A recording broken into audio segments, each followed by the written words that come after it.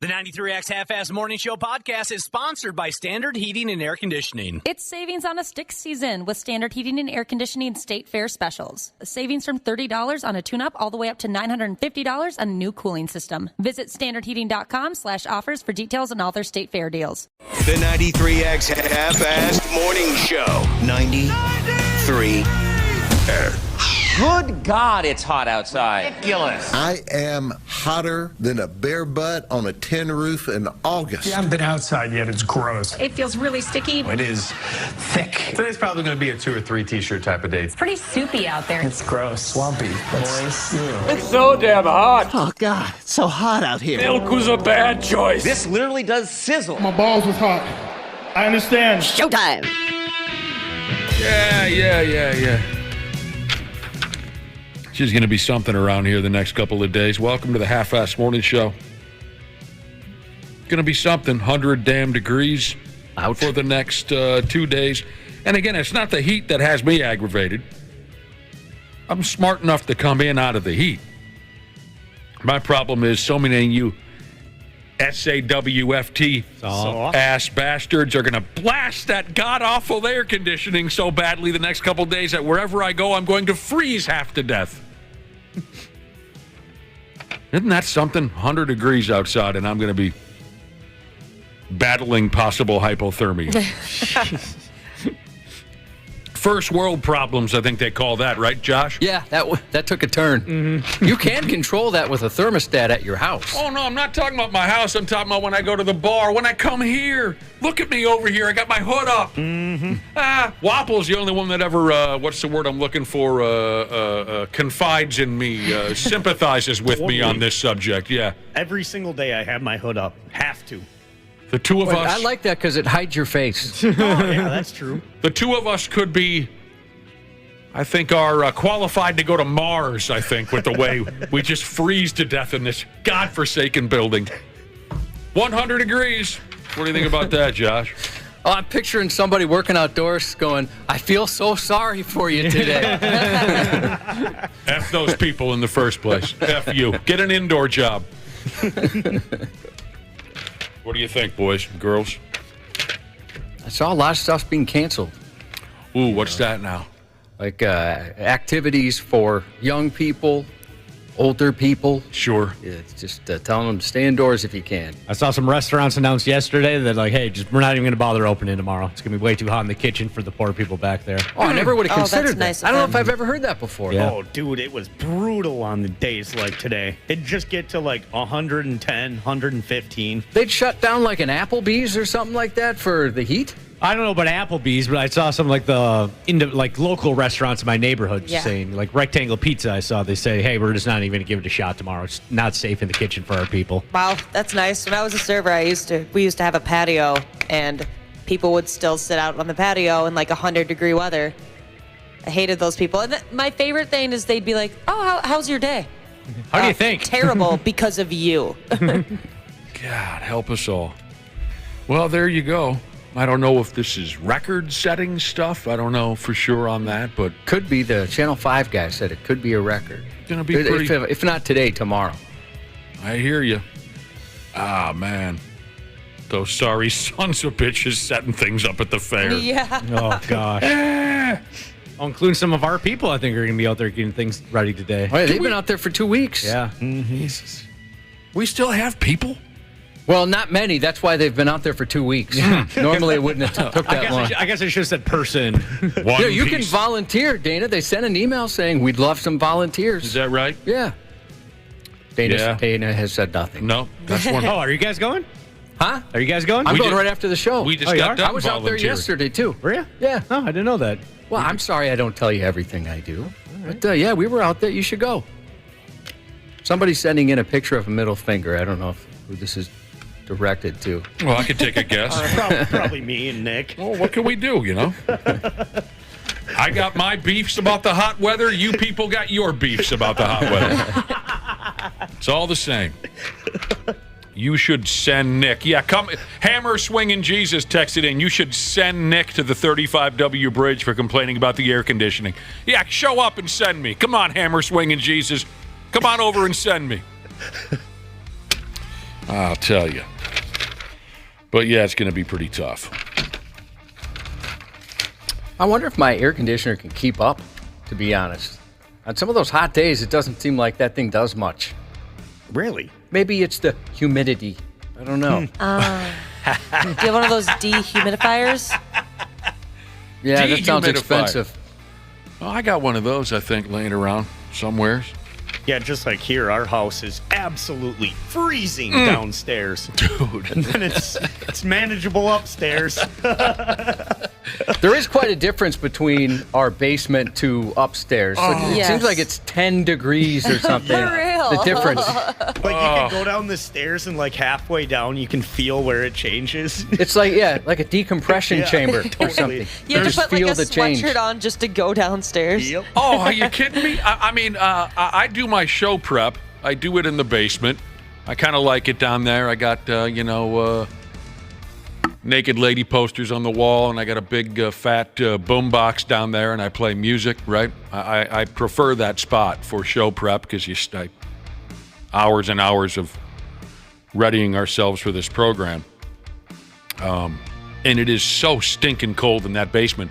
This is no BS. I ran yesterday, and I regularly run during the summer a space heater in the room where I do show prep. That's insane. You should come over and check it out. You guys love all this AC stuff. You love it. I guarantee after 20 minutes in my basement, you'll say, dude, where's the space heater? Effing August, and I'm running a space heater pouring onto my ass for 3-4 hours. I do gotta think sometimes, like if my neighbors look outside when I let the dogs out, like it's 100 degrees today. Why is this kid out in jeans and a sweatshirt? Because our body temperature bottoms out at one point or another, doesn't it, Wapple? Yeah, like I'll be upstairs, I'll have a t-shirt just on, then I'll go downstairs and I have to bring a sweatshirt with me. And then I'll go outside and I'll still be wearing the sweatshirt. I've said it before. I hate summer because I freeze to death. But that's where we're at for the next couple of days, at least. That's where we're friggin' at. Oh, Christ. Janel Klein going to be here today? Yep. What's she up to? Did she say? No, not really. Any trips or anything she's been on since we last talked to her? Doesn't sound like it, no. I was wondering if she's going to go cover that hurricane over there in California. Oh, true. They do send her to that kind of crappy stuff. I thought we'd see her on the Weather Channel or something. That's the first time I've heard that. The hurricane? Yeah, they had I think it became a tropical storm before it hit the coast there, but that, and then they had like between 5 and 6 on the Richter scale, a little trembler over there. Wonderful. God. Sounds Dang. like a great place to live. My sister lives there. I just sent her a laughing emoji. Way to go. God nice dang. work. She lives down in the L.A. area? Yeah, right, suburb of L.A. I forget. They've moved a couple times, but She digs that? loves it. Well, does she bust your chops when we get 34 inches of snow? No, not at all. I like that. You're You're making this very one-sided. I like that. Well, the snow, that's expected, but a hurricane, come on. Who's so pissed off at California? The hurricane. What did they do? Yeah, I saw a little bit of coverage on that. I hadn't heard that cute term before, though. I like that. What else is going on around here? I was just reading about a second-generation stripper. That's nice to hear, the legacy. Continuing mom's legacy there. You hear with dads a lot. Right? They go into a career their dad had, whatever that is. A friend of mine is a second-generation electrician, for example. Sure. That's cool. Sure. I got to know a second-generation stripper. Back in my wild, more erect, younger, hard-drinking days. I got to know a second-generation stripper right here in town. So I had heard of this kind of thing once before. It was kind of surprising, I will say, when I met a stripper all those years ago, and she said, I don't think I asked her, how'd you get into the business? I think she just brought it up. She said, my mother was also a stripper. I thought it was kind of cute, but it certainly was something I hadn't heard before, and now we're hearing about it again. There's a gal going buck wild on social media. She's in Tampa, Florida. Her name is Sabrina. Back when she was 14, her mother, who was also an exotic dancer, gave her some of her old stripper outfits to try on. And that's when she knew her calling was to follow in her mother's footsteps and enter, what it says here in the story, the family business.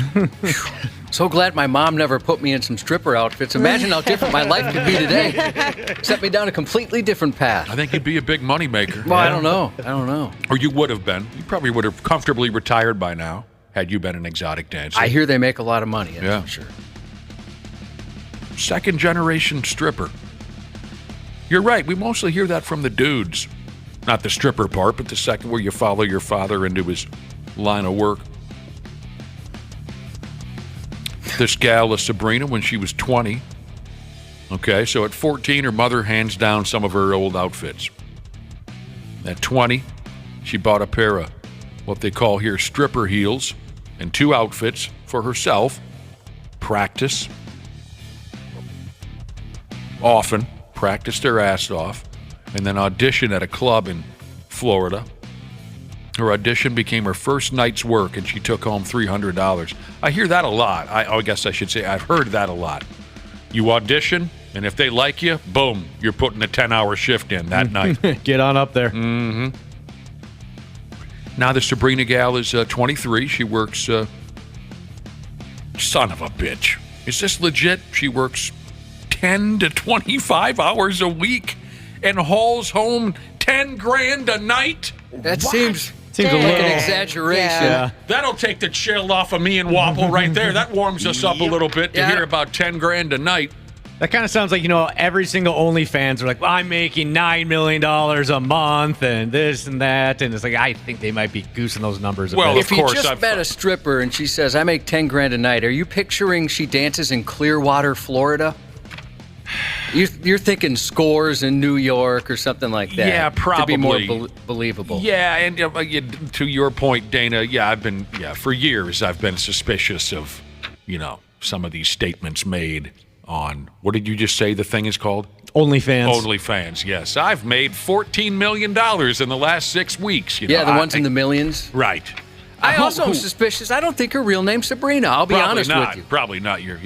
If you're making that much money and you only work, 10 to 20 hours a week, you said? 10 to 25, Wapple. Why wouldn't you work more then and just make bank? Well, True, she's making bank. If you're making $10,000 a night, you wouldn't be satisfied with having a 20 to 25-hour work week? I mean, I would probably do just one more day. Well, you're nitpicking now, Wapple. She's making bank, dude. I love that you're criticizing her. Yeah. She's doing just fine. F that extra day. Oh, I would be going for it. Well, what's stopping you? She's been working for 3 years now, Wapple. So she probably, in the beginning, she probably did go for it. Now she don't have to. Yeah, what's stopping you? Didn't that we just asked him, Josh? Late nights. Oh, those late nights, and it's so cold. Yeah. You'd quit here in a heartbeat if you could make $10,000 a night. Oh, for sure. And you'd work one shift. Yeah. I mean, honestly, you'd work one shift a week. No, I definitely wouldn't. If I was making that kind of money, no. Now, here's her mother, Sherry. Should have been gone. Oh, that's a good tune. Sherry she has not been on the pole for quite a while, Ski. That's a shame. Oh, no, she got in a car wreck back in the 90s, had to give up dancing. Is that the excuse you use at wedding receptions, Josh? Car wreck? Yeah. No, it's an old sports injury. Will you dance with me? No, car wreck in the 90s. Had to give up dancing. So Mom hasn't been working, but Sabrina, her daughter, has taken her place. I like how literal she is about the things she can afford with that $10,000 a night. Well, yeah, go ahead. What grabbed your attention? Well, the 2-bedroom apartment, she brought that up. Yeah. And then she goes on to say, and a Volkswagen Passat, fully paid off. Fully paid off. Oh, great. Great for Instead her. of saying, I got a fully paid off car, I like that she name drops. A Volkswagen Passat. I haven't thought about those in a while. So she might be she might be a frugal individual. It sounds like it. If she's That's a reasonable sedan. Yeah, if she's dragging down 10 grand a night and all she's rolling around town in is a Passat. Yeah, that was like my high school boyfriend's car. She's probably got a nice big fat pile of money in the bank. True. Maybe she likes to save. And that's smart, too, because I think dancers, kind of like professional athletes, there's kind of a limited career runway. There's eventually, your body catches up to you a bit. Boy, you'd think so. Yeah, I mean, for athletes, certainly. And I'll tell you what, though. Again, back to my younger, harder drinking, hang out at the Boom Boom Room 3-4 nights a week days. Really, honestly, most nights, the two gals who were dragging in the most money were in their 40s. Really? Yes. And I'd say their names aloud, but in case they want nothing to do with that life anymore, I'll save it. But, well, the best dancer I think I've ever seen, I was with you, and I'm going to guess she was in her 40s, maybe even early 50s. Jeez Louise. She was incredible. Where were we when we saw this gal? Deja vu. I don't know how to say that. Deja vu. Oh, I remember that. Yeah, she was no kid. No. So, yeah. But the best dancer I've ever seen. Yeah, I mean, but, sure, you're right. 7 times out of 10, maybe, there's an expiration date. But I'll tell you, there were two gals here in town where, whoo-wee, were they raking in the bucks. One of them, I think, had like a damn... Well, it was a hell of a lot better than a Volkswagen Passat. She had some big, massive SUV and... That's what you expect, right? Some sort of flashy car. Yeah, and I like that she's practical. I ran into her summers, outside of her work, and I said, Jesus, nice ride. And she said, yeah, one of my regulars gave it to me. We had an ex-girl who had a Corvette from like a sugar daddy of some sort. Yeah. So we're talking about second generation, third generation careers that are passed down through the family. This person says, I'm a third generation alcoholic. Does that count? Yeah, we can count that. Yeah. Third generation bricklayer. Eighth. No kidding. Yeah, eighth on one side of the dad's family. What does that mean, eighth on one side of the... There's 8, I guess, in the family that do it. 8 people in your family are all bricklayers. Third generation. That's something. I come from a family of teachers, but I didn't follow in those footsteps. Yep. Well, you're dating a teacher. That's pretty cool, then. Dating a teacher. Oh, that's kind of creepy. We got to get a psychiatrist in here and figure that one out. What happened? His mom's a teacher. No, my dad was a teacher. Oh, you said a family of. Well, yeah, my dad, my cousin, my sister, my grandma, all teachers. I see where you were going with that. Interesting. Yeah. Interesting. I was really jealous. I saw that you went and helped her set up her classroom. I'm so jealous. I want to sit in there and do. It was a lot of fun. Do little crafts. We set up her classroom yesterday, and I realized when you're adult, nobody can tell you that you can't use the yardsticks as swords and stuff. Dude, that looked like so much fun. I dated a teacher and did the same type of thing. Yeah. You're putting up letters shaped like turtles and stuff like that. I use the lamination machine. I'm just really expanding my skill set right now. That sounds like a blast. Well, you got to dial back here now. Your girlfriend teaches what? She teaches second grade in Bloomington. So today is their first week. Yeah, this week is their first week back just as teachers. They don't have kids yet, so it's classroom setup time. Oh. So I went down there yesterday and helped set up the classroom with her. I'm surprised they would let you in. She snuck me in the back door. Or anybody. I'm being honest. I mean, just because these days they're so careful about, who goes into a schoolhouse. I think if the kids had been in there would have been more of a sign-in process. But since it was just teachers setting up their gear, right. They let me mosey on. So you put up little cartoon turtles, and did you put up do they still do cursive writing? They had some of that, but there's a lot more technology than when I was in there. They had a big old TV. The kids all have Chromebook computers and stuff. Oh, yeah, cool. I suppose.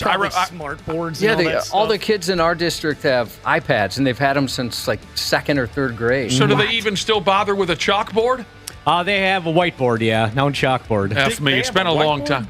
Huh? When I went to school, they were just coming out with these things called smart boards. Dude, those things were sweet. Oh, wow. Yeah, and you could do different games on them and stuff like that. And it was essentially a whiteboard, but it was electronic, and you could do a lot more stuff on it. Holy balls! By the time those were in every single classroom, Wapple, they started to not be great. Like they malfunctioned quite often. Well, that's a damn shame. I was referencing when I was growing up, you have the big chalkboard at the front of the classroom, and then above the chalkboard, they had taped up examples of how to write in cursive. Do you remember that, Josh? I remember that. All right. So that's what I was picturing. Weird. Second grade kids. Second graders, yep. Oh, wow. It's amazing how, I know obviously that kids are small. I had a hard time picturing myself at one point in my life sitting at a table that small. Because it's almost like it's up to my thighs. And I was like, oh, yeah, I forgot the kids are little these days. Was that the first time she ever let you slip into the back door? Or was that a regular thing? I'm trying to think of the standout memory of my second grade year. Because I do remember a lot of that kind of stuff. I do. I've got an excellent long-term memory. My short-term memory is garbage. Ooh, I remember something from second grade. Second grade, give it to us, Wapple. There was a girl, it was Valentine's Day, and she ate a bunch of those heart candies. Sure. And then she threw up, and it was just chalk vomit everywhere in the classroom. It was chalky? Yeah. Oh. Yep. Colorful? Gross. Very colorful? Oh, very colorful. And then that's when I learned about the stuff that the janitor throws on the throwable. Oh, uh-huh. Yeah, that was the first experience with that. I remember yes, John. How did it go then? When she threw up, meaning was it miserable for her where she never lived that down? Was she puke girl? No, she was fine after that. Did the vomit no one spell really out? gave her a nickname. That's good because when my son was maybe in second grade, he threw up on the bus. Oh. And I thought, well, that's it. Yeah. We got to change school districts. We might even have to move out of state. He's going to be a punching bag for the rest of his scholastic career. Throwing up on the bus. He's never going to live this down. Nobody gave him any crap at all. Really? Times have changed. That's good. Now, when this gal vomited Valentine's Day candied hearts, once it splashed on the floor, did it spell out "be mine" or anything like that? No. Wouldn't that be something? Yeah, that would be something. No, I choose you. Did it say I choose? My second grade, I remember our teacher was older than the hills, so I'm sure she's deader than Derringer now, but a very nice old lady. Okay, my second grade year, the standout memory was the Miracle on Ice. My second grade year was when the Miracle on Ice happened. They let you out of school for that? No. But I remember it, being a massive moment. We never got out of school for anything like that. Like in 87 and 91 with the twins, we never got out of school. It would be an unexcused absence if we decided we want to go to the parade. Lame. Even like if there's in something in high school, significant with one of the sports teams where I guess we didn't have any when I went there outside of our dance line.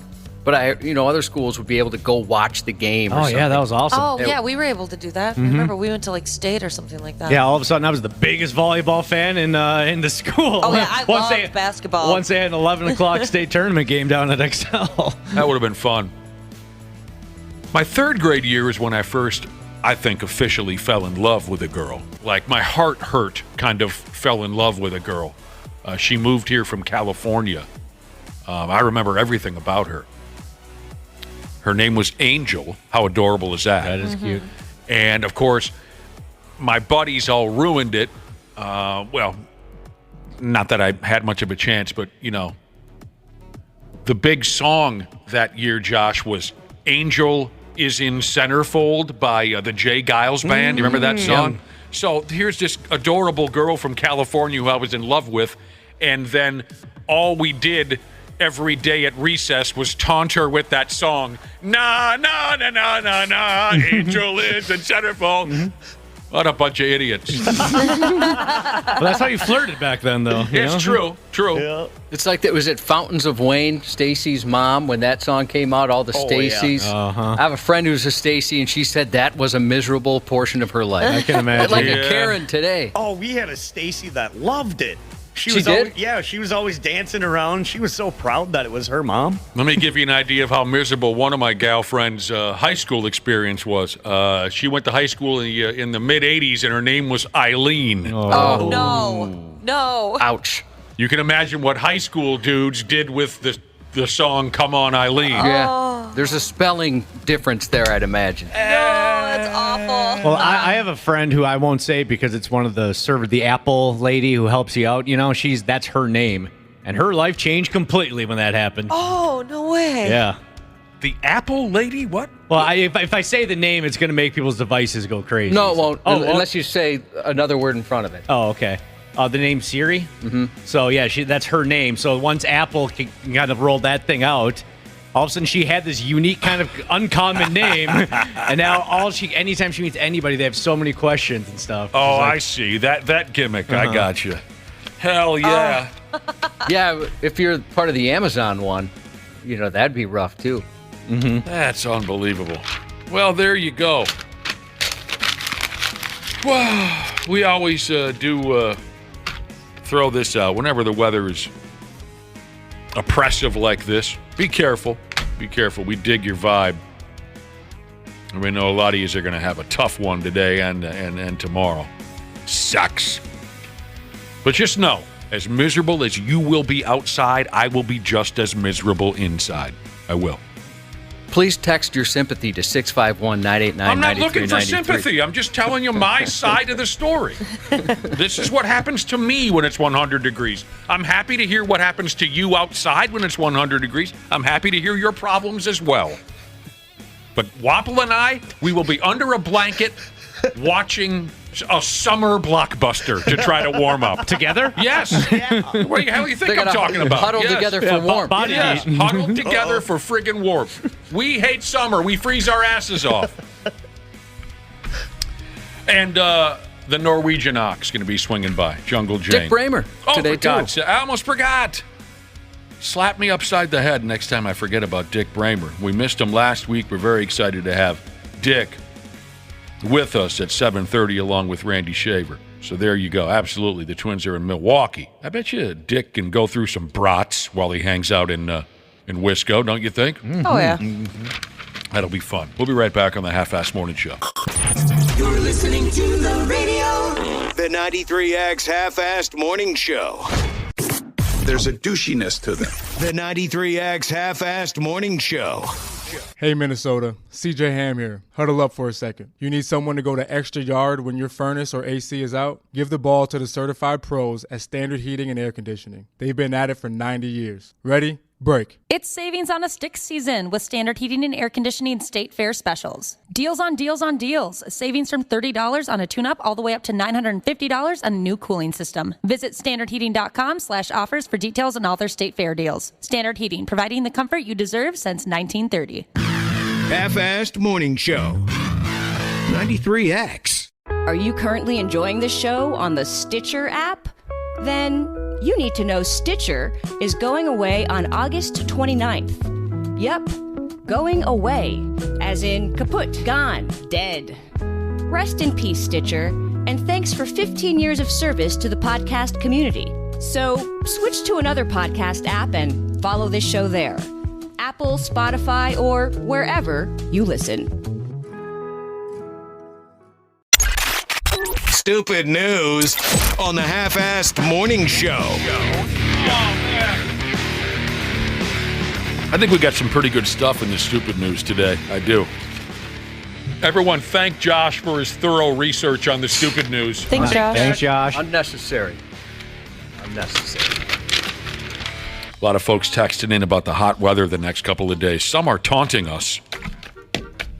Some are taunting us from far up north. Mediocre machinist Jesus says, high of 71 up here in Duluth today. Sorry, not sorry. Oh, that sounds perfect. He had me at sorry, Yeah. and then all of a sudden he said not sorry. Baudette Fishing Guide Jesus checking in. He has got a Canadian weather report. He also says, high of 71 where I'm at today, suckers. It's 71 degrees out right now. And then I've angered some folks by my feelings on heat waves. When the weather gets like this, my number one concern is everywhere I go, they got the friggin' AC cranked so high, I freeze my ass off. I hate it. That's why I hate hot weather, because I freeze my ass off.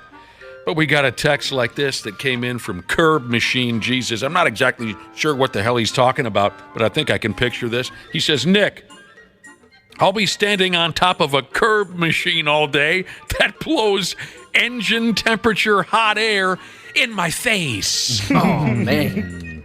And he says, and his umbrella recently was stolen on Lake Street. Oh, man. He must stand under an umbrella at times when he's running his curb machine. He goes on to say, I hope you stay warm enough in that garbage pile you call a studio, but I do love listening to you, loser. I've riled some people up, but I don't care. I'm aggravated. I'm so cold. Here we go with the stupid news. I get aggravated easily when I get so cold. From all the air conditioning. It's your version of hangry. All right. Plenty of us have sent a text message to the wrong number, the wrong person. Probably every damn last one of us, right? Everyone? Definitely. Especially nowadays where a lot of folks only communicate via text message. It's bizarre how some people have no idea how to have a damn live telephone conversation. We're idiots now with the texting. So we've all effed up and texted the wrong person. But how many of us have ended up in jail after screwing the pooch in that fashion? In a place called Monterey, California, a dude got arrested after he texted a cop on accident. And in his text message, the dude was going on and on about how he wanted to possibly commit a crime. I love that kind of stuff. I do too. This was a few days ago, don't you know? The cop received a text on his work cellular phone from an unknown number. The text said something along the lines of how the texter was in town, he was in Monterey, and he's got a gun, and he wants to confront a group of people for an unknown reason. Cop gets this text message. The stupid-ass dude on the other end of the message, a 38-year-old by the name of Wesley Langkamp, he had no effing idea who he was texting.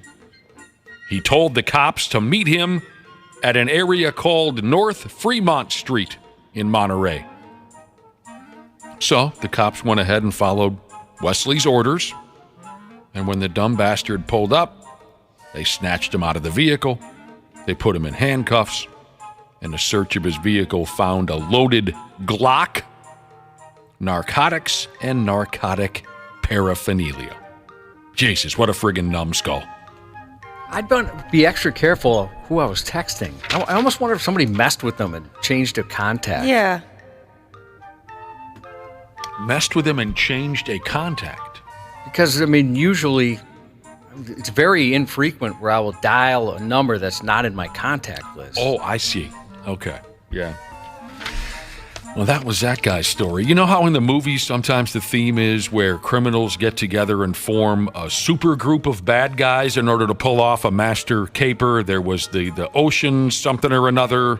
Good movies. There was the wildly overrated Reservoir Dogs. Something tells me this Wesley guy is never going to get that phone call. Not after this disaster. He's certainly not going to lead one. No, he's not going to be in on that super group of criminals. Mr. Pink and Mr. White and Mr. Blue. Who's with me? Reservoir Dogs, wildly overrated. Never seen it. I enjoyed it. I've never seen the full movie. I'm with you. Thanks, Wapple. Goodfellas, way better. Oh, dude, by a landslide.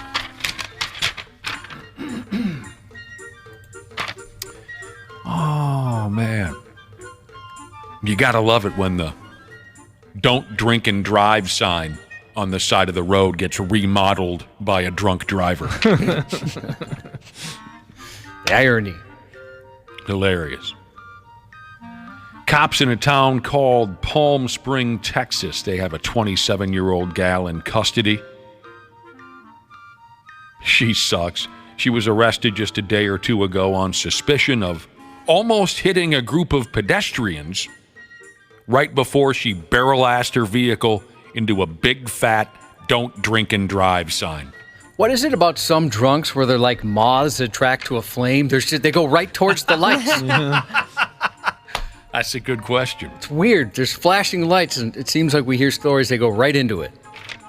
Yeah, Unfortunately, usually some sort of emergency vehicle or tow truck or something like that. Right. Yeah, that is interesting that you bring that up. They're drawn to the light, like a bug, like you said.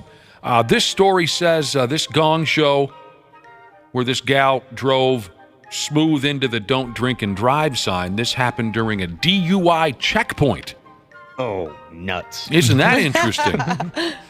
The old DUI checkpoints, we had those here for a stretch of time, but they went away. I've never seen one. Yeah, me neither. Well, Maybe you guys are too young. You guys probably weren't driving yet. I remember back at Edge Fest, when we used to have Edge Fest in Somerset, Wisconsin. Basically on 94, if you're headed east, they were just kind of pointing at people. Move over, move over, move over. Oh, really? Yeah. You can go ahead, you pull over. It was random, was it not, Josh? As far as I know, it was random. It was supposed to be that way, random. Yeah. I mean, I'm sure I already know the answer to this, but I've forgotten. How long, maybe someone can help us out on the text message, 651-989-9393. How long did we have the DUI checkpoint bit happening around here, and why did they stop? And if you don't have an answer, fine, we'll ask our cop buddy, Gordy Schenk, next time we talk to him. Maybe he knows the history. I wonder if it's all that probable cause stuff that came into effect, where you have to have probable cause to pull someone over, not just like, you, get over there. It's got to be related to that. It says they haven't been legal in Minnesota since the 1990s. Okay. I remember me and a couple bros getting locked up in traffic 30 years ago on 494 coming home from the buck-ass wild Mall of America because of a DWI checkpoint. And we were pretty iffy that evening. I've only passed two. The first one I was I'd never even heard of it. I was totally confused. I remember that night. It wasn't the only DWI checkpoint that I saw during that stretch of time, but on that particular night, next thing you know, we were just dead stop on 494, and the cops were going, we'll take you, and you. The rest of you keep moving. And we were lucky enough to be the ones who were able to keep moving because, like I said, we were young, stupid, and we were a little iffy. There was, you've told the story a few times about a buddy of yours that created his own DWI checkpoint, busting himself. One of my favorite stories of all time. This is the same guy who drove drunk down the railroad tracks. He's got all-time Hennepin County stupidity records for DWIs. Once he drove down the railroad tracks, thought it was a road. The other time, Josh, the example you're thinking of, he's coming home from a bar in Wayzata. It's a 4-lane highway. He sees someone ahead of him pulled over by the cops. So ahead of him, it's a cop car and then a regular citizen's car. Instead, this is the drunken mind at work, like you were trying to figure out the drunk drivers who are drawn to light and always seem to ram into a car or a sign. His drunk mind played this out this is how it played out to him. Instead of just putting on his left-hand turn signal and going in the left lane around the traffic stop, he thought he had to pull over behind the cop and not advance any further until the cop was done with his original pullover victim. What's the word I'm looking for? You know what I'm saying. Yeah, right. Uh-huh. So he pulls up behind the squad car and throws his car in park. God. And the cop, who's dealing with a speeder or something, the cop looks back and gives him the go-ahead hand signal, but my buddy still remains there. No, I'll wait until you're finished. And the cop eventually has to walk back and ask my buddy to roll his window down. And, of course, once my buddy rolls the window down, the cop takes in a face full of Captain Morgan or whatever, right? Yeah. And he says, the cop says to my buddy, what are you doing here? Just waiting for the scene to clear, officer. No. And he says, tell you what, stay put. He goes, he walks up to the car he had originally pulled over and says, get out of here, you're fine. Oh, how do you get that lucky? Oh, no kidding. Yeah. And my pal that was the second of his 3 genius driving while under the influence tickets. My favorite was, I was on the phone with a friend of mine who's a trooper, and all of a sudden he's like, hey, I got to go. And then he called me back. He was at a gas station. He was filling off the squad. A guy pulled up next to him and got out. Stumbled a little bit, but he thought maybe he just kind of tripped out of his car. It wasn't he's paying attention at this point. And the guy just kind of waved and said, "Hello, office." And he threw up all over the place. And that's when he's like, "I gotta go." Oh boy. That's great. Do you know what time it was? It was definitely at night. I don't remember how late it was. That'd have been more impressive, like 3 p.m. No, it was like 9, 10 o'clock. It was close to the start of a shift. I forget exactly when he started at that time. Lisa! You gave up on life, didn't you? That kind of vomiting, Josh? Yeah, supposedly it was pretty good. Hello, officer. How can I... That's great. How about these shady pricks in effing England? Cops are having problems. Speaking of the cops, they're having problems. There's a certain group running wild in the streets of a town called Suffolk. And here's what these lowlifes are up to. Well, first off, the Suffolk area has had high levels of crime and antisocial behavior, they say. Specifically, though, this group of wild cards, it sounds to me like they've got a church in town with a graveyard out back, and the derelicts are drinking hooch out there in the graveyard, and they're smoking drugs. And sometimes, if they can put down the bottle and the joint pipe long enough, they're folding each other out on the graves of the dead people. Oh, that's not right. Disrespect. Having sex on top of the graves of the dead. That is disrespect. You're not even technically. Ugh, that was weird. Technically supposed to walk on them, right? I don't know. That's what they claim. You technically can, but yeah, it's disrespectful. They're not supposed to. Okay, so I hate when you go to a graveyard and they're all so close together, and you have to to get to a certain grave, you have to walk over someone's grave. That's the worst. Well, it's nice that you have that level of respect, but I think it's okay in some situations. Okay. I always apologize. Well, sorry, sorry. Yeah. You guys can walk on my grave. You guys can bone on my grave. Whatever you guys want. Just go have a party there. Well, we're definitely going to pee on it. That was already the plan. Yeah. First things first. That was in the works. On the casket before the dirt's even thrown back on top. Actually, on your deathbed. Maybe even before you fully pass away. Well, Johnny Ringo, you look like somebody just walked on your grave. What movie? Tombstone. Listen to me with the movie quotes this morning, Josh. Got a couple in there. Mm-hmm. A local here in the Suffolk neighborhood went ahead and said, in publicly accessible but secluded locations such as this, friggin' English, for God's sake. Why do they talk like that? This local went ahead and basically said, it's sad that tombstones, gravestones are being used as tables to consume alcohol and drugs, and they are also sometimes the site of sexual activity. So it doesn't sound like that does anything for anyone here, where there'd be a turn on. Banging on top of a grave? Yeah. No. Well, no, not currently, Josh, but there are some people who, once they check out, I might get a kick out of boning somebody on their grave. Like because they turned you on in life, or out of anger? Out of anger. out of disrespect for them. Oh, Jim Cornette's going to do that to Vince Russo. Yes, he is. He has made that statement. He's very clear about that. You know what I mean, though, Josh? No, it wouldn't be anything. I didn't mean to mislead you. It's nothing sexually gratifying at all in my mind. There are some people in my life, though, and I think you know some of them.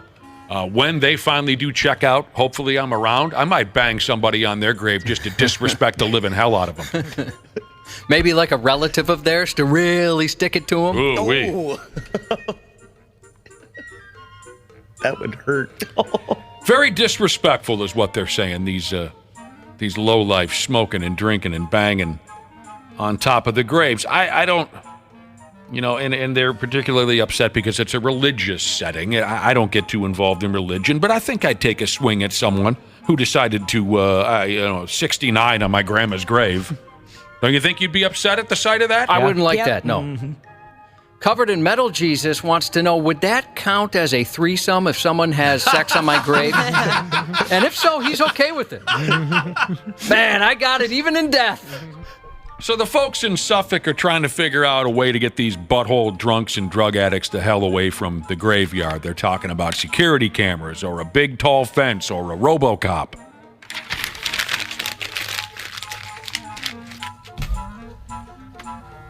Yeah, doing it on a grave would be like doing it in church. That's how some folks look at it, Wapple. Well, for Pete's sake, what the hell is going on with this guy in Melbourne, Australia? He's lollygagging around the town, setting fire to everything. And he got caught by the cops, and when the cops caught him, he had ducklings in his underwears. No, they don't. They probably don't want to be in there. He's a 31-year-old, and the cops have gone ahead and charged him with animal cruelty because, the ducks were jiggling around in his drawers right there with his penis and nuts. Bet that would tickle a little bit. That was the life they had to live for a stretch of time, those ducklings. That's one of the first things they experience in life? Yeah. Nesting up. And the dude was also charged with lighting all these fires. Doesn't Australia sometimes seem like just a big Florida with some of the stories we hear out of Australia? Mm-hmm. I'll go along with that, Josh. 12 fires were reported in the neighborhood. And all of them were set by old ducks and balls here. He set fire to a loading dock. He started a fire behind a school in a parking lot. He cut loose on a few dumpsters and started them on fire. Meanwhile, Huey, Louie, and Dewey are tangled up in deep Australian pubic hair down there in his friggin' drawers.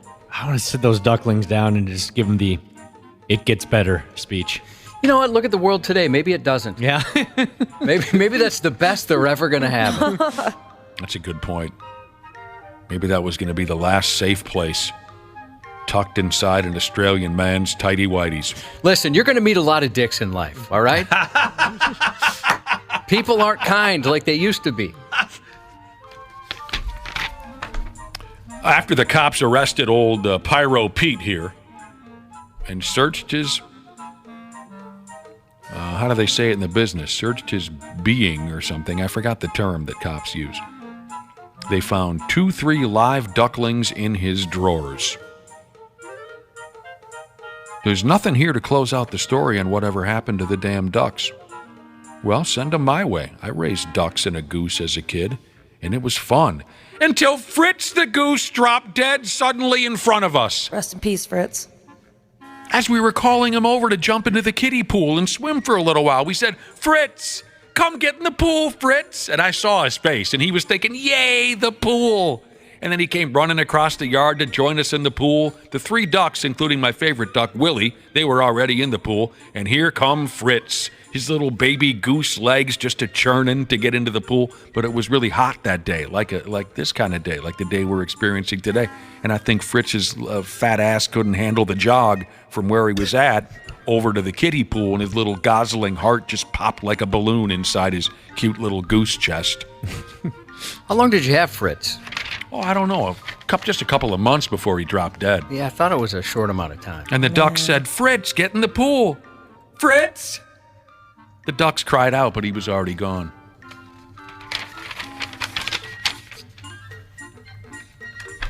That's the way he would have wanted to go, don't you think? Chugging his way over to the kiddie pool. All that excitement for the pool. Yay! I saw his friggin' face. It's devastating.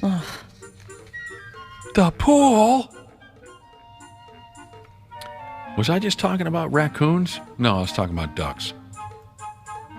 Do you mind if I transition over to raccoons? Seems like an easy transition. The animal kingdom. Here's something for you.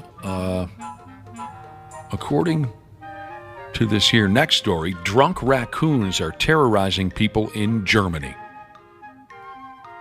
They've become a problem. Drunk raccoons. Right up there on the list of problems are drunk Germans themselves, and of course those big stubborn Swedes. See, they come to Germany on vacation, Josh. Is that a popular spot for them? It's always a problem with them. Drunk raccoons terrorizing Germany. Here's some raccoon history. Just to loosen up the crowd a little bit, it says here, raccoons are technically native to North America, but they've slowly but surely been able to expand their global domain, you might say, thanks to visitors from abroad who over the years have brought raccoons over that way. It's kind of interesting. At one point or another, the raccoon population escalated to the point where Germany declared them an invasive species. It also says here, hunters in Germany are permitted to cull them on an annual basis. Hunters are allowed to cull them. I like the word. Yeah, me too. Mm-hmm. But the raccoons are still running buck wild. One newspaper in Frankfurt, Germany, called raccoons a, quote, plague. Dang.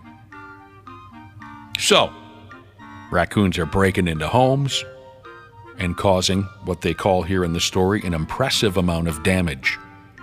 They're killing pet rabbits and fish. And we're finally getting to the effing point here. Some folks think that the reason the raccoons' behavior is so out of whack is because they've developed a taste for beer, and now they're just a rowdy pack of drunks. I think I've seen a drunken raccoon, possibly rabid, but there was a lot of old crab apples, like some fermented crab apples, and he would eat the heck out of them, he or she, I guess, and really looked like they were drunk. Dude. Brought home a really ugly raccoon, too, from the raccoon bar. Oh, no. Not Tails. The best girl in the whole world, Megan Marie, my old Springer Spaniel, used to get drunk. And it was because we had this old apple tree on our property. And, of course, since we were all idiots in the household, we never did anything. This apple tree produced beautiful apples. But none of us ever bothered to pick them, and they'd fall to the ground and rot. I remember mowing the lawn back in those days. I would be attacked by millions of bees because I don't know why. No one ever did. I never did anything. My folks never. The apples, oh, look how beautiful. Then they'd fall to the ground and rot. Well, Megan Marie would go eat them up. Fermented apples. And she'd be swerving around the friggin' backyard. She'd be hammered. So back to the drunken raccoons. There's plenty of beer to go around Germany, as everybody knows.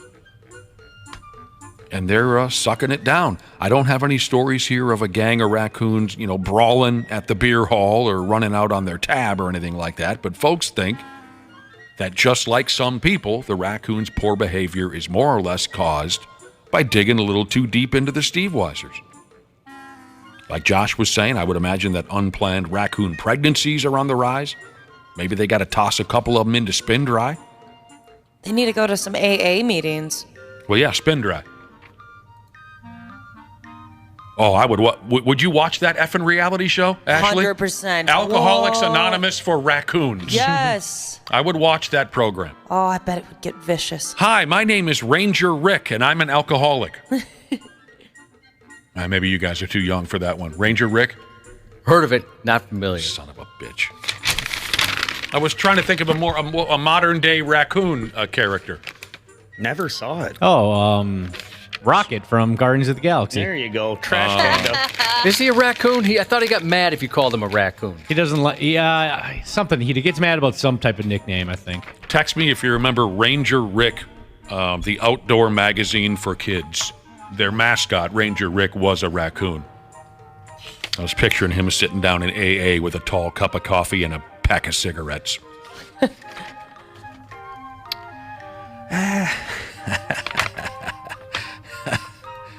Hey, covered in metal Jesus, he remembers Ranger Rick. All right, we got one more to go here in today's edition of the Stupid News. As everybody knows, or should know, one of the greatest songs of all time was created by the one and only Huey Lewis and the News. The song, I Want a New Drug, from their 1983 record called Sports. A record that went platinum 7 times.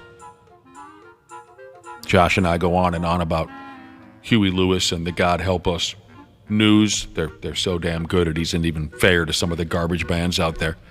But I'll get us completely off track if I start talking too much about Huey and the boys. So, I Want a New Drug, the song. Remember the lyrics, Josh? It went, I want a new drug, one that does what it should. I'm going to put a twist on those lyrics for our next stupid news story. Are you ready? Josh? I'm ready, yeah. I want a new bug, one with a big, fat, oversized penis. Yes, I went all that way just to inform you, if you didn't already know, about a beetle that was discovered by scientists a couple years ago. A beetle that's hauling around the kind of gear that you might write home about. Why it's being talked about now, I don't know and I don't care. You've heard of the dung beetle? I'm sure you don't need me to finish that joke.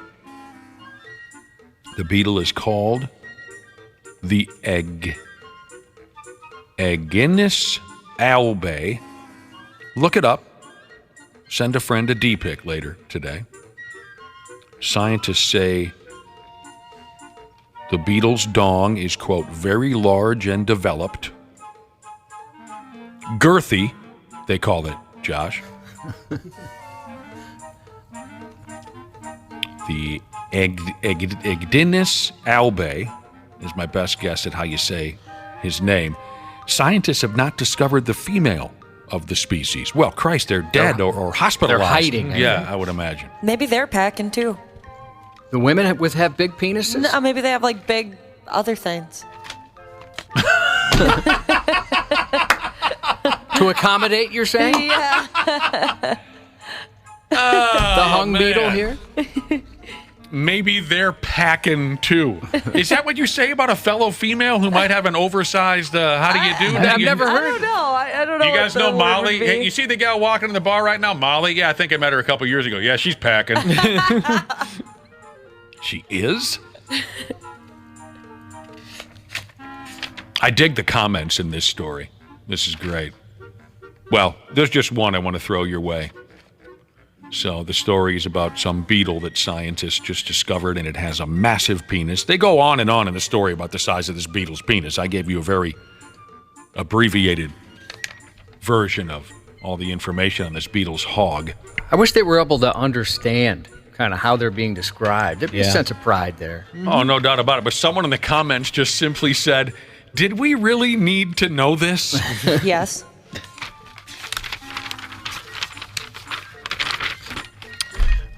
And you say yes. I say I could have lived without it, but still. We were able to fill a little time, and I was able to talk a little bit more about Huey Lewis and the news.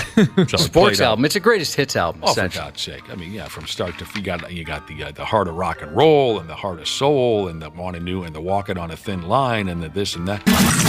Sports on the 93X Half-Assed Morning Show. Call you right now early in the game. I know with 2 outs, we're not used to doing this. We're doing it right now. Duvall's going deep. He'll get it bad, OB, I'm telling you. What? Swing at a high fly ball, deep left field. What? Are you kidding me? Are you kidding me? Oh, my. Kevin Millar, stick around. Red Sox lead it 3-0. And Millar called it seconds before it happened. Well, that's pretty cool. I love that kind of thing. Kevin Millar. Boy, he played a stretch of time here with the St. Paul Saints, didn't he? He did. That's right. But, of course, he was one of the idiots. That's what they called the 2004 Boston Red Sox that made that incredible comeback over the Yankees. I think I'm thinking of the right guy, Kevin Millar. Yeah, you are. By damn, he was hanging out at the Red Sox game the other night in the play-by-play booth, and he called a home run by Adam Duvall just seconds before it happened. And it even shocked the hell out of him, didn't it, Josh? It did. Like afterwards, he was kind of describing his thought process, and he couldn't figure it out either. That is fun. It's not quite as impressive as the dude from Seattle a number of years ago. Remember that, Josh?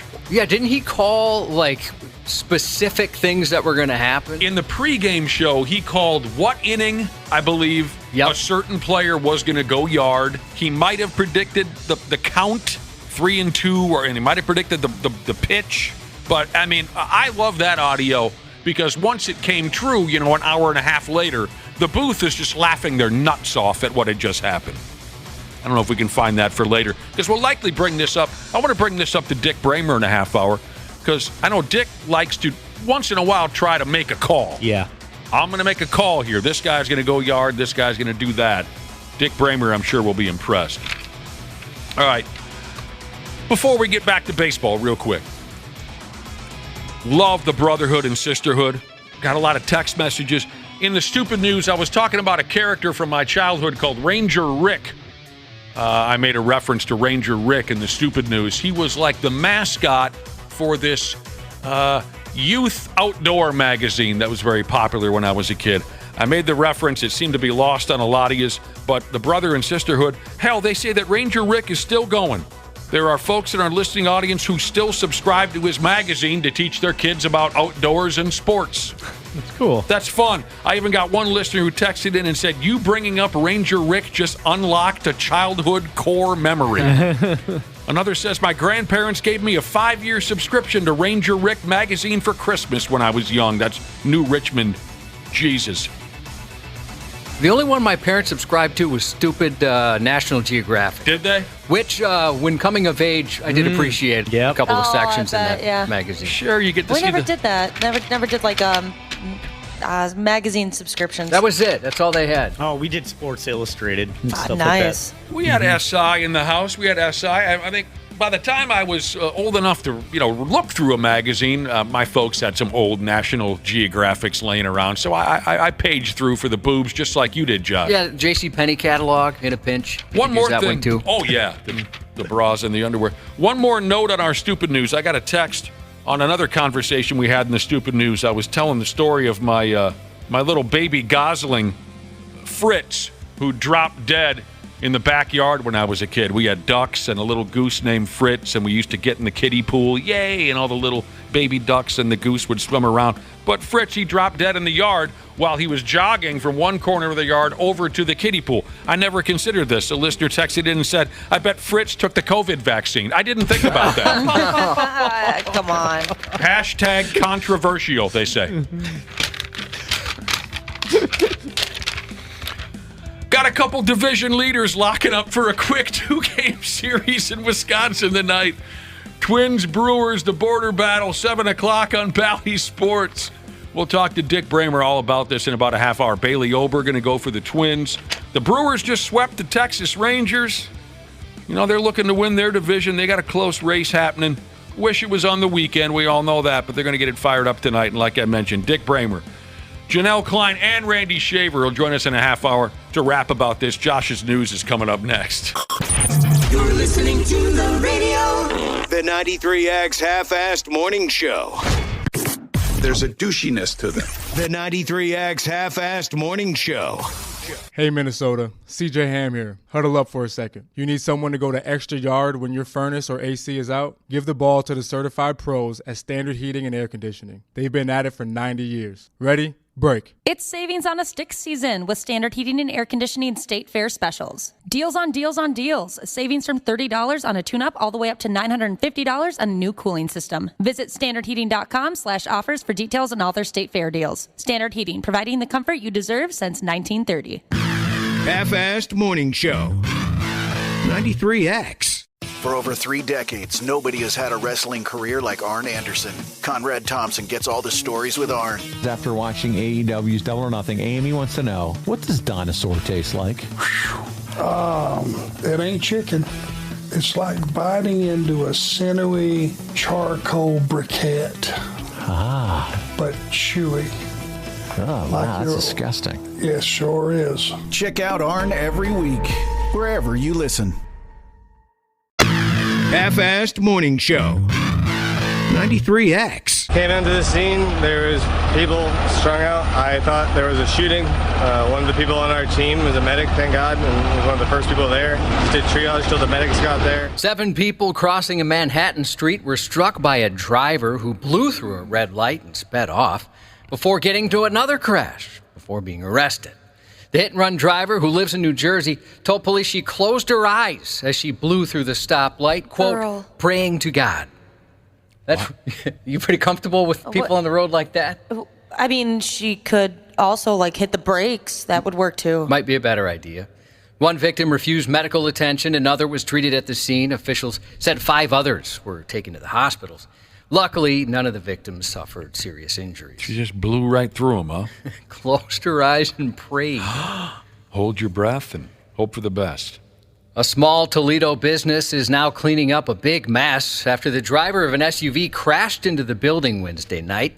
And it wasn't even the first time. I couldn't believe it. I was dumbfounded. We came into quite a mess in this room. Driver lost control and ended up through our building here. Their car landed in the neighbor's yard. Now, it was 2 separate drivers on 2 occasions, but they happened pretty close together. In the first incident, a drunk driver crashed into the front of the building just a few feet away from the second crash. The store owner finally got everything fixed up from that first crash just hours before the next. Landscaping went in yesterday at 5 o'clock. She was putting the landscaping in, and then it got crushed at 9 something. Unfortunately, the damage this time is much more severe, with the accident possibly causing a structural issue. The owner said she's trying to stay positive, though, adding she's grateful no one was injured in either crash. What is it about this location? I don't know. Good question. Like if it's on a curve or what. There was where I grew up, there was an intersection. There was a lot of accidents, and there's one particular barber shop where cars would end up in. It was one over from the curb. So it was like the second store in. And it must have, so I lived there from maybe 1986 to 1997, something like that. And there was at least 6 crashes. And eventually the guy's like, I'm done, and he moved. Yeah, definitely. Stay on your toes when you were getting your ears lowered over at that joint, huh? You had to be careful. On a much lesser scale, a buddy of mine recently went over to his elderly mother's place to steam clean her carpeting. And don't come at me with the cute jokes. He steam cleaned her carpeting up and down, and then as he's leaving, he knocked into a wall and knocked a big plant down onto the carpeting. And muddy dirt. There's a real. We had to start all over again. Yeah, it's worse. It was the carpet was wet. Yes. Gosh. Hilarious.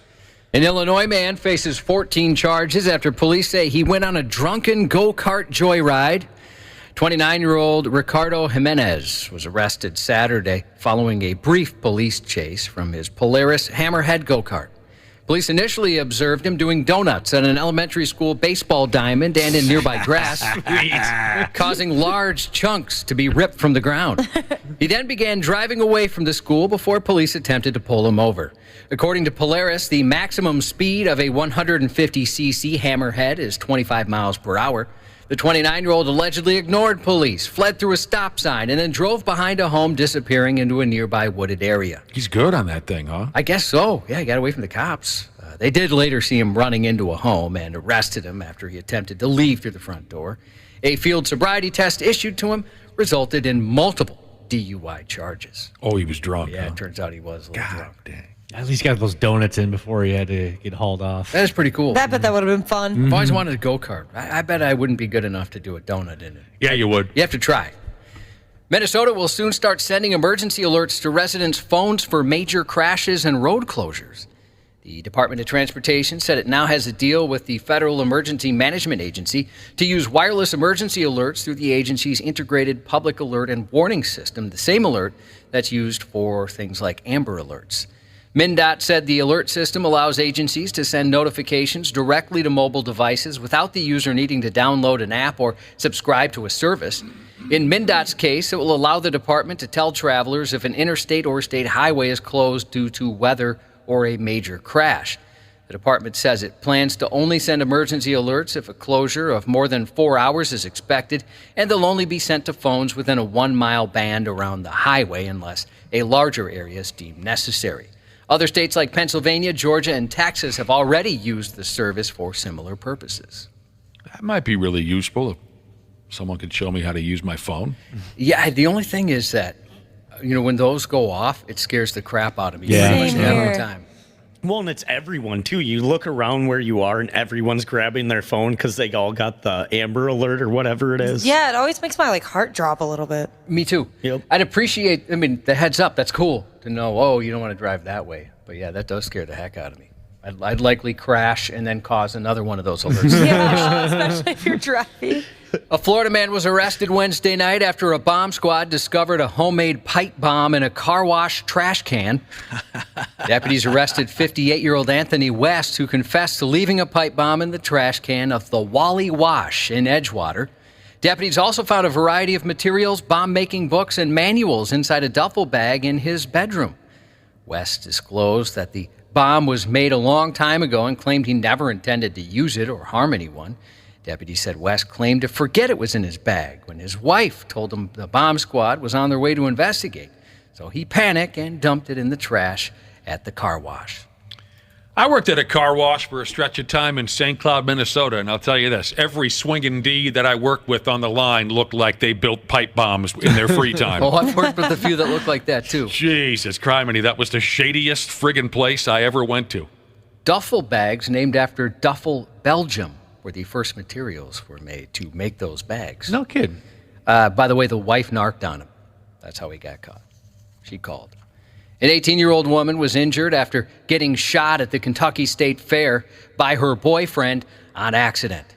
About 6:15 p.m. Saturday at the Midway, the victim's 19-year-old boyfriend, Amari McClung, was carrying a handgun unsecured in his waistband. The gun became dislodged, and as McClung was trying to grab it, it fired once, striking his girlfriend in the foot. Troopers were close and saw the incident and were able to get the teen to a hospital to be treated for non-life-threatening injuries. I like how the cops watched it all happen. Yeah. Here we go. He's in more trouble with her than he is us. Witnesses and staff at the Kentucky State Fair seem pretty chill about the whole incident. Things happen. Guy just dropped it. Messed up her foot a little bit, but she'll probably be all right. Things happen. I love that.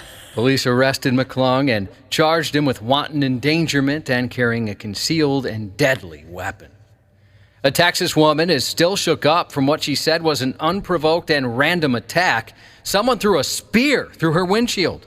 Wow. Siobhan Canales was driving to a friend's house after 9 p.m. Sunday night when her windshield suddenly shattered. She quickly realized it was a spear which had broken through the glass, and then it lodged in the steering column just inches above her lap.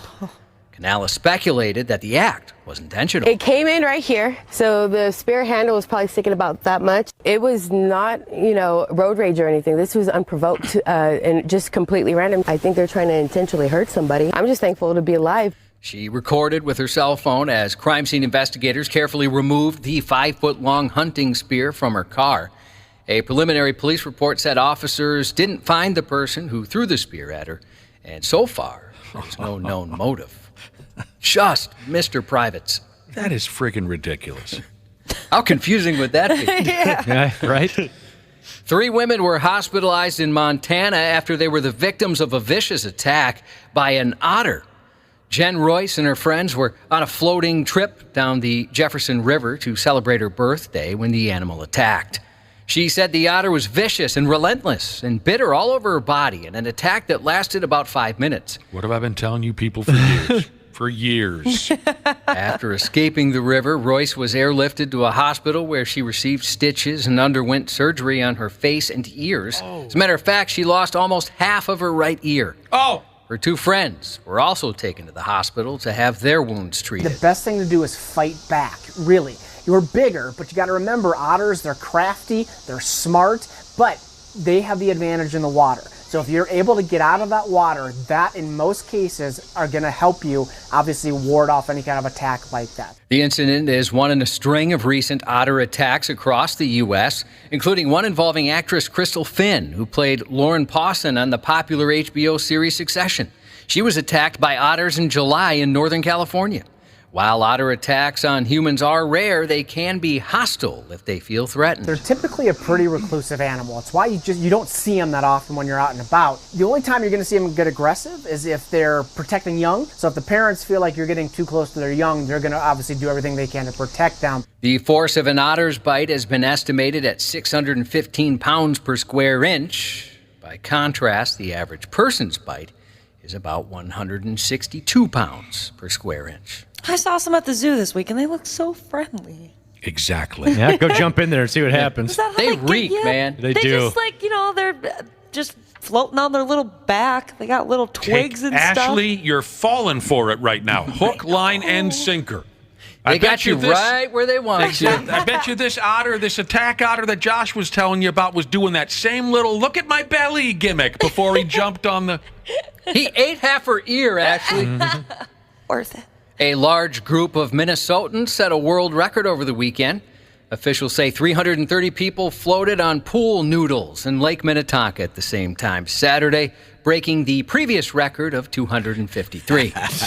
Yeah, I was out there that day. And as soon as someone said, hey, they're looking to break a record for pool noodles today, I got the hell off the lake. The event was put on by Project Got Your Back, a Minnesota-based foundation which aims to connect and support veterans.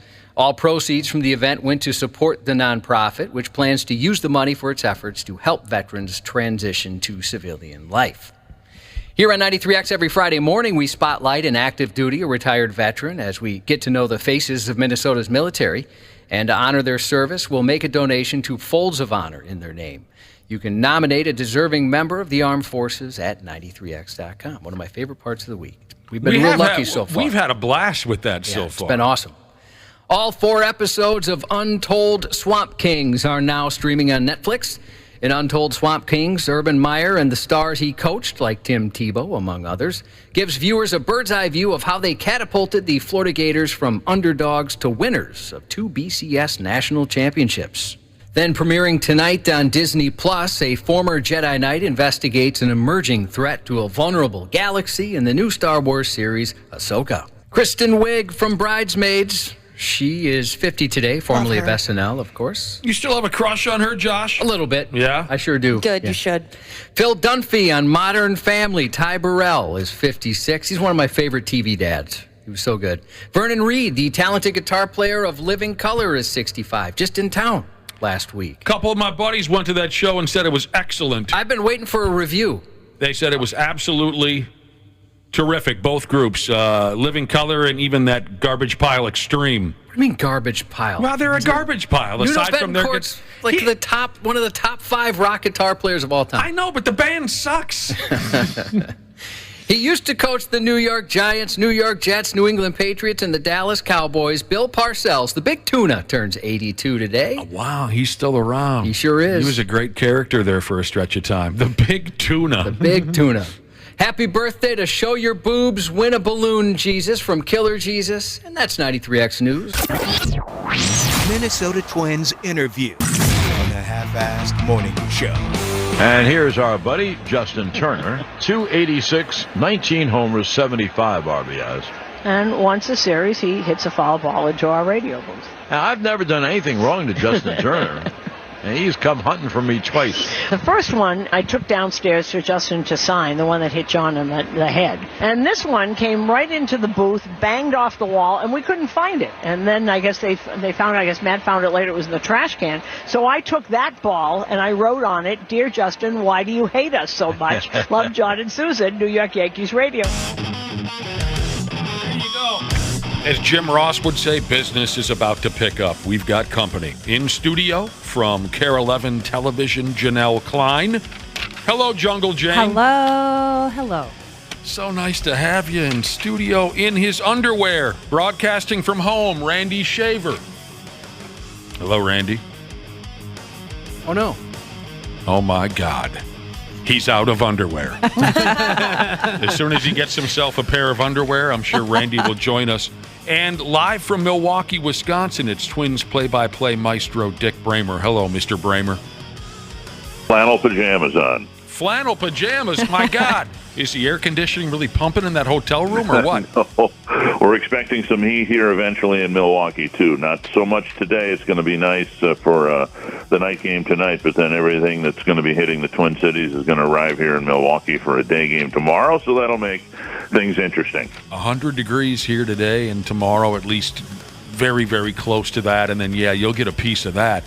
I was at the series in Milwaukee a few years ago over Independence Day, where it was, I'm sure you remember this, Dick Bremer, it was obscenely hot, and they decided to close the lid on the joint for a little while. Do you remember that game? I do, and it very much like the Metrodome the very first year. It was kind of like the greenhouse effect. The ballpark here is not air-conditioned, but they do have a roof, so if they close it, going to be stifling inside as well. Oh, man, I remember that very vividly because it was really, really hot. I think it was a 1 o'clock game, really hot. The lid was open on American Family. What the hell do they call the park now? American Family Field, I believe, yeah. Gotcha. At the time, I think it was Miller Park. But the lid was open, and it was bad. And, I mean, maybe you remember more specifically, Dick, but it seems like around the second or third inning, someone got the bright idea, okay, it's really, really hot. Let's close the top. And when they did, you could hear the crowd after about 10 minutes just groaning from how hot it was. And then they opened it back up again. It was this. There was a whole different show to watch that afternoon because you're watching the ball game, you're watching the roof go this way and that way. Well, there you go. That was the same. Yeah, it was the same road trip. I think we came to Milwaukee from Wrigley Field, and that was the same heat wave that hit Chicago, an hour apart. And that was the game where it was heat index of like 106, something like that. Max Kepler, Eddie Rosario came off the field during the game, and we had a backup catcher by the name of Bobby Wilson, and we could see his eyes rolling back in his head in the batter's box when he was trying to hit. It was really awful. Yes, I remember that series as well. Yeah, there was real concerns over the health and the safety of some players because it was just so hot. We had a coworker at the time who went to that series and was in the stands at Wrigley Field and said it was just unbelievable. I understand Randy Shaver picked up his telephone now. Randy, are you there? I am here. I don't know what's going on. Everything was working on my end. Apparently you couldn't hear me. It could be the heat, Randy. Could be. We're talking about the hot weather here. We're talking about the hot weather with Dick Bremer. Sure. Yeah. Could be the heat. What were you saying, Dick? Well, it was just really hot in Chicago, but then Randy, I think, will remember this too. The first year of I guess maybe Randy wasn't there yet, but the first year of the Metrodome didn't have air conditioning, and how in the world the Viking football players played those exhibition games in August there without somebody getting seriously ill or even worse. How that did not happen, I don't know. It was absolutely miserable in that place. Yeah. Those were the damn days, man. Oh, I can't even imagine doing anything in the Metrodome without air conditioning. That's just absurd. I remember those days. The idea was, I think, that it was built below ground and the earth itself would cool it, but then you had this translucent roof over the top, and the sunshine went in there, and there was no place for it to go. Right, and no airflow whatsoever. So. No, none at all. Milwaukee, Wisconsin, Dick Bremer. A couple of brats, a couple of beers. Not a bad place to visit, right? Yeah, we had an off day here yesterday, and I took care of both of those yesterday already. It's a fun place to come. They've got to find a way to make this a weekend 3-game series, both in Minnesota and in Milwaukee, because for a number of years now, it's been in the middle of the week and 2-game series, and it takes not all the fun, but it takes a lot of the fun out of this rivalry, because if this was a 3-game series over the weekend, there would be, a caravan of people coming from Minnesota over to Milwaukee to watch the Twins play in Milwaukee, and conversely at Target Field, if it was a 3-game series, there'd be a lot of people coming westward to watch the Twins. So they got to figure that out. Yeah. Isn't it possible that Major League Baseball doesn't recognize it as a rivalry? I don't think so. It's a quirkiness of the schedule that we have now, they say, because the other rivalry series that are out there in baseball, Cubs, White Sox, Angels, Dodgers, they're all 2-game series. They say that it's unavoidable, but man, it just really, Randy, I'm sure you've been a part of it, and maybe a lot of the listeners have as well. It's just a fun atmosphere here when a third of the crowd are Twins fans, and then at Target Field, a third of the fans are Brewer fans. It's something they got to find a way to recreate somehow. Okay, now here's my question. I imagine there is some amount of serious thought that goes into scheduling Major League Baseball games. Who plays who when? Maybe I'm wrong about that, but is the idea here, let's put the Brewers and Twins in the middle of the week, because we know we can fill the stands on the weekends with this series, but let's try to get butts in the seats in the middle of the week when normally attendance might be lagging a little bit. Is that the... Yeah, that might be part of it. I don't know. I know next year, though, that and I don't remember whether it's here in Milwaukee or in Minnesota, there's an extra day for the All-Star break. But then coming out of the break, it'll be Twins Brewers. It'll be a weekend, but it'll be just a 2-game series. Okay. All right. Yeah, we're all in favor of that, Dick Bremer, making these border battles a weekend thing. And the thing that makes it neat is it's a fun rivalry, right? I mean, it's not, a rivalry where the fan base hates each other. I mean, tonight we'll have, camera shots, people in the crowd, and there'll be a woman in a Brewers jersey and a man in a Twins jersey. I mean, it's a friendly, fun rivalry, and it'd be nice if it were 6 games a year instead of 4. Right. It's like the same type of vibe you get with the Twins and Royals. Yeah, same type of deal. It is, because you get a lot of folks going back and forth, and there's no hatred there. In 40 years of doing this, I don't believe I've ever seen a camera shot that we take from time to time with a Twins fan and a White Sox fan sitting next to each other. Right. It is a good time. A listener just texted in, Dick Bremer, and wants to know if you're staying at the Haunted Hotel in Milwaukee, the Pfister. Yeah, we're at the Pfister. It's a wonderful old hotel, and the rumor is both here and in St. Petersburg, the Vinoy that we stay at, the rumors are that, the hotels are haunted and all that. We've had players and coaches who have been petrified to go to their rooms at night. Alexei Casilla and Carlos Gomez insisted, I think, on rooming together when they were teammates because they didn't want to be alone in a room with a ghost. And we had a coach, and I won't give the coach's name, but when we would get here, he would stay in the lobby until he could not stand it anymore, and then would go to his room at like 3 a.m. And some Twins personnel, and I won't say who, when we checked in, got an extra room key, and while he was sitting in the lobby, they went into his room and with a bar of soap put hello in the bathroom mirror, and then wiped it off. So the coach goes into the room 3 a.m, gets about 2 hours of sleep, takes his morning shower at 5 a.m, opens up the curtain, and of course the bathroom is all foggy, and all you see in the mirror is hello. That is an ice cold move right there. That was pretty good. So you've never had any supernatural experiences at the Pfister? No, I've had some unnatural experiences, but not any supernatural experiences. Because we hear all the stories year after year. We do. I did pull a little bit of a prank on one of our players a few years ago who was into this haunted, hotel business. And I told him that, it's unbelievable. I think I said it on Twitter.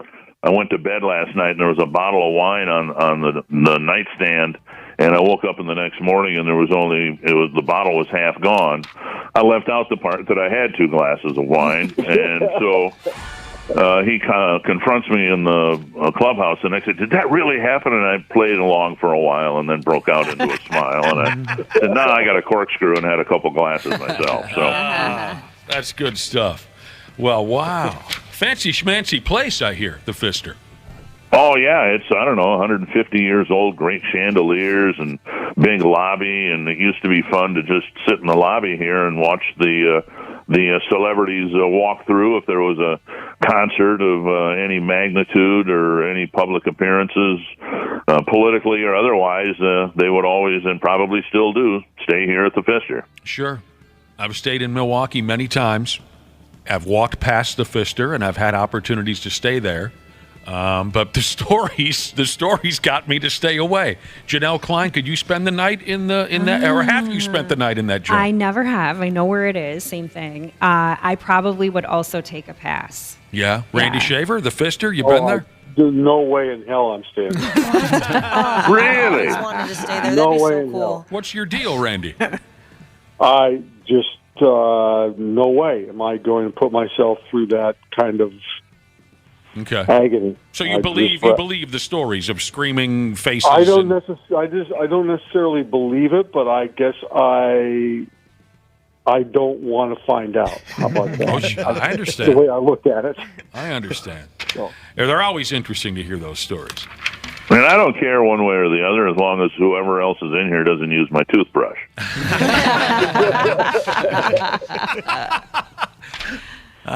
Dick Bremer, you laugh about it now, but something happened. Well, but I mean, players, some of them, people tell stories, right? I mean, this player that I pranked said that one year when he stayed here, they used to put the bill on checkout day under your door, incidentals and all that stuff.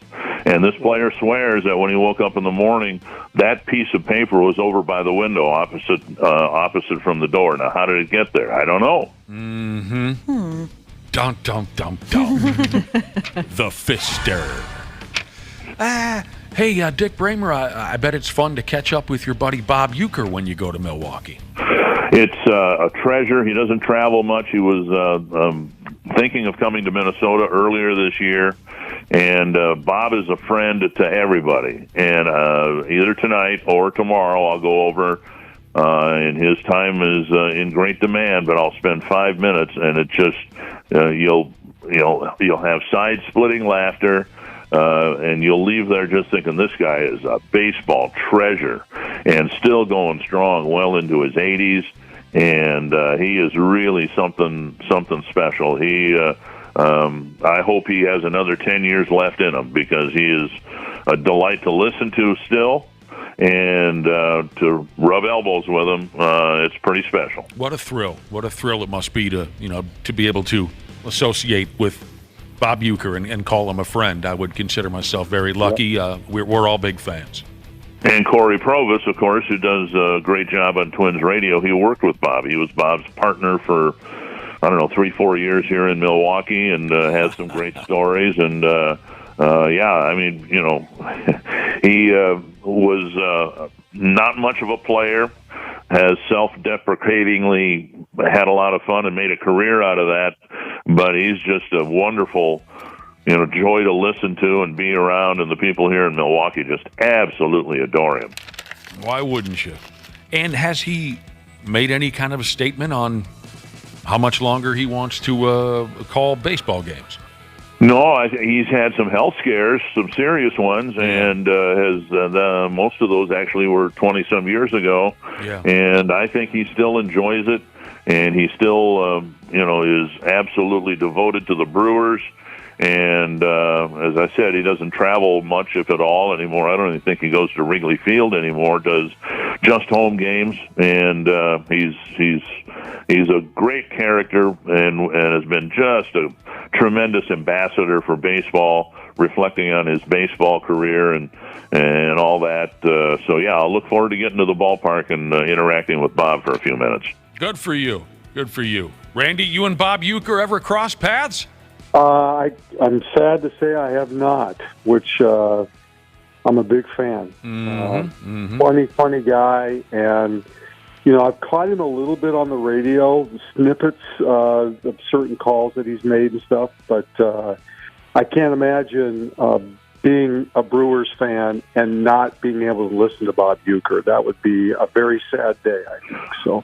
The story goes that Johnny Carson, that Bob Uecker was one of Johnny's favorite guests and was on there regularly, and some of the funniest moments of the Tonight Show involved Bob, and it doesn't make any difference what the forum is. I've had him as a pregame guest a couple of times, and it's like, the producers keep going, hey, can we get Bob Uecker again? And even for a little 3.5-minute thing on Twins television, he's absolutely hilarious. Mm-hmm. Yeah.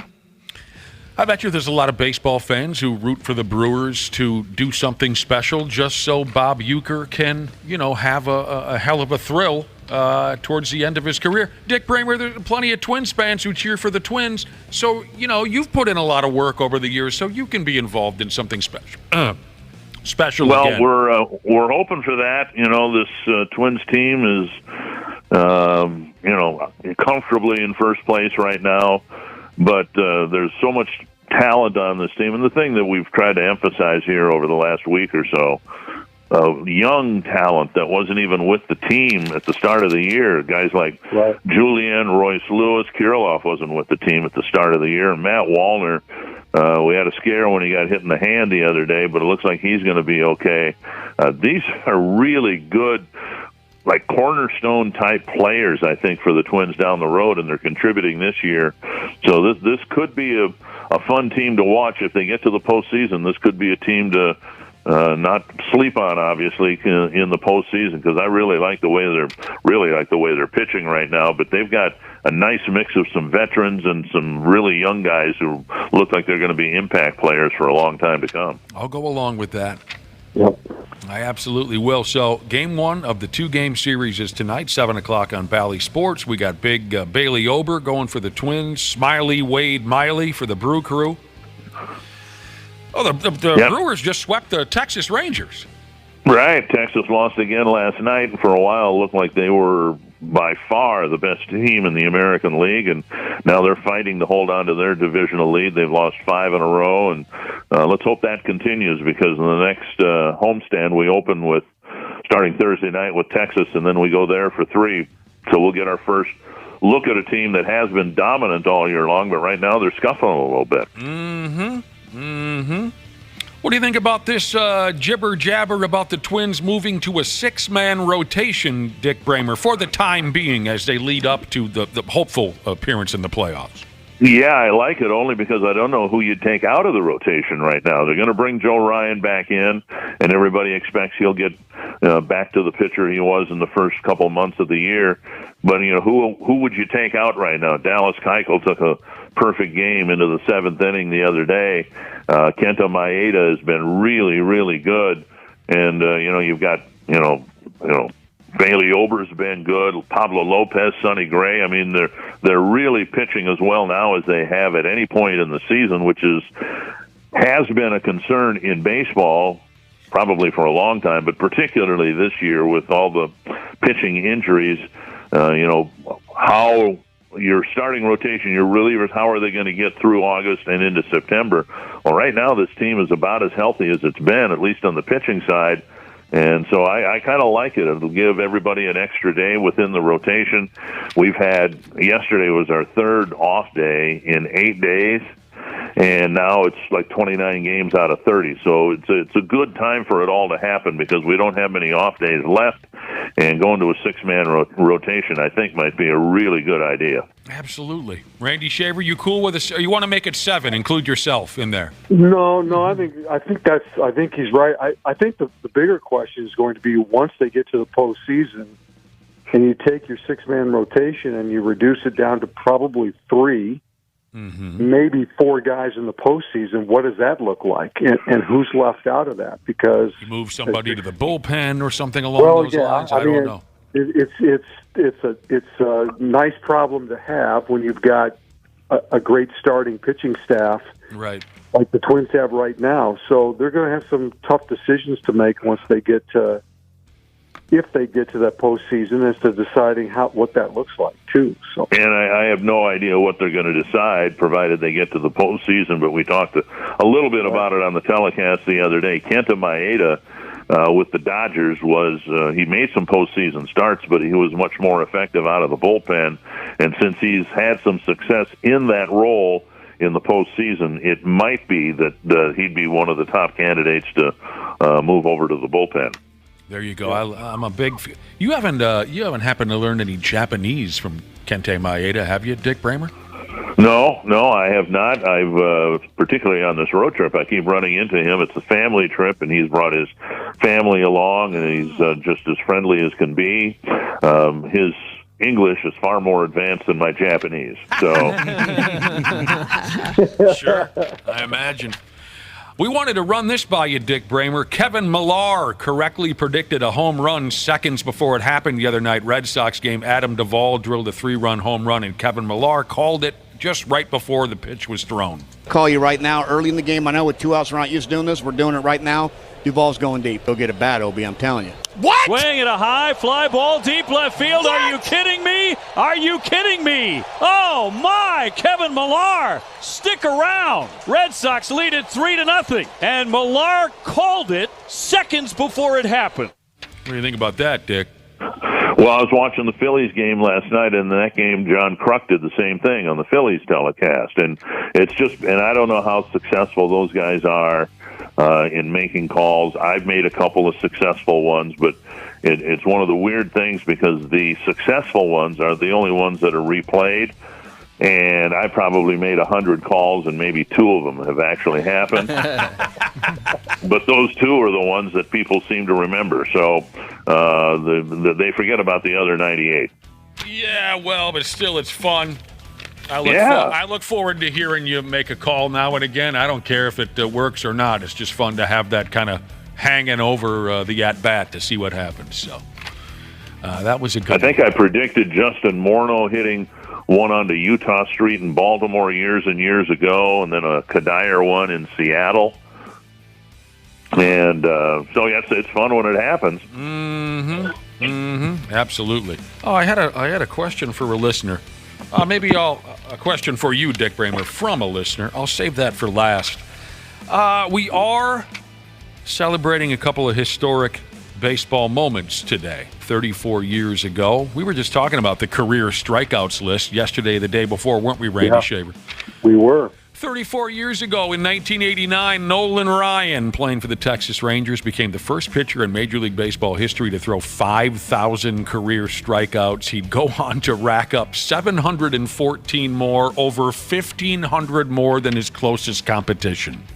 Yeah, he was amazing. It's kind of like when hockey fans talk about if Wayne Gretzky never scored a single goal, his complete, Right. You know what I'm talking about? Right. 1,500 more than his closest competition, Nolan Ryan. And also, Likely a record that will never be touched. you think so? Would you agree with that, Dick Bremer? No one's ever... Yeah, I don't know, especially... No pitch long anymore. Oh, right. Yeah, right. I mean, Nolan pitched 9, 10, 11, 12 innings, whatever it took every time out. And early in his career, he'd walk about as many as he struck out. But I think just the volume of innings and, the thing, the strikeouts are great. But, I mean, the guy was still bringing incredible heat in his mid-40s. Most guys, when they get into their 40s, they've got to transition and try to finesse their way through games. But he was still very much a power pitcher well into his 40s. Yeah, he was. And 16 years ago today in 2000, again with the Texas Rangers, 16 years ago today in 2007, the Texas Rangers beat the Baltimore Orioles 30-3. That was the most runs scored. The most runs scored by any team in modern Major League Baseball history. Man. And we were in Baltimore. None of us went to the game, but we flew in that day. And I believe, I want to say it was like first or second game of a doubleheader at Camden Yards, but we were actually there and played the Orioles the next day. And, it was, you get games out of hand, and sometimes they can get out of hand in a hurry and just keep going that way. God dang. Fire everybody after that. Did they fire everybody? I don't think so. Well, that's a tough day when you give up 30. Before we let you go, Dick Bremer, I did have a listener question via text. Our listeners dig having you on every Tuesday on the program, and so do we, obviously. What sport does Dick go to first when there's no baseball on television? Oh, boy. Probably NFL football. I love it. The crossover is fun in the fall because the baseball games are the most important and football is going. But I'll tell you, as a broadcaster, I absolutely loved it when I was working for this Spectrum Sports outfit in the early mid-'80s. I loved it in the spring when we would do a Twins game on a Tuesday night and a North Star Blackhawks playoff game on Wednesday, and then Thursday it was back to baseball and going back and forth. That was so much fun. I miss the days where you'd go watch, and I got to see a little bit of this when I was a young kid, go to Met Stadium to watch the Vikings, and the baseball field's still intact. You know what I'm saying? I loved that look. I loved the the cloud of dirt and dust that would, you know what I'm talking about? And then if the weather was kind of miserable, it would turn muddy. And I like that look. You know, we're too fancy now, Dick Bremer. We were talking about this off the air the other day about how you rarely in the infield ever see a bad hop now, right? I mean, the fields are in such incredible shape. You never see a bad hop.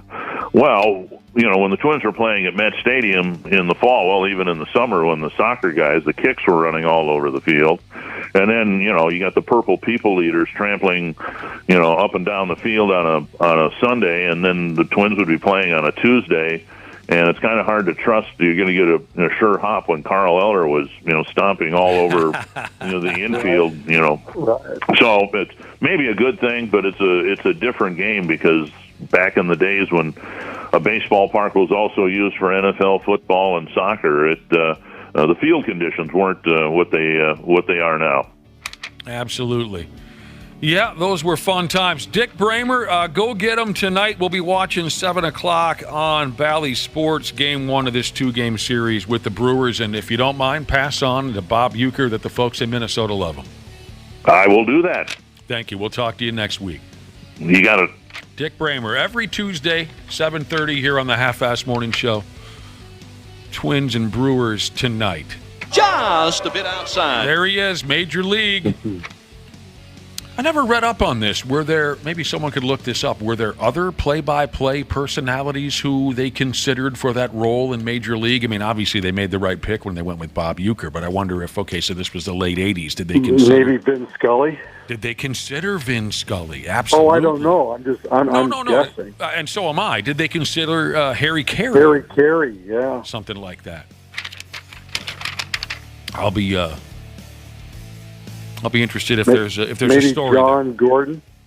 John Gordon. He had a very standout delivery, did he not, Randy? Yeah. There you go. All right. Janelle, everything's good? Everything's good. Wonderful to have you. What else is going on around here? Oh, Janelle, you might take an interest in this. Mm-hmm.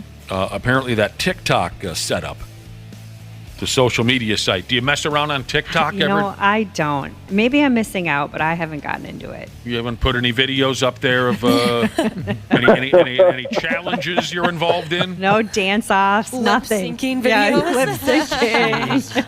I'd like to see Janelle do a lip-sync video on TikTok. It would be better than my singing, I'll tell you that. I bet you're a beautiful singer. Apparently, Randy Shaver, TikTok went sideways yesterday because someone started a rumor that Cincinnati Bengals quarterback Joe Burrow got himself engaged.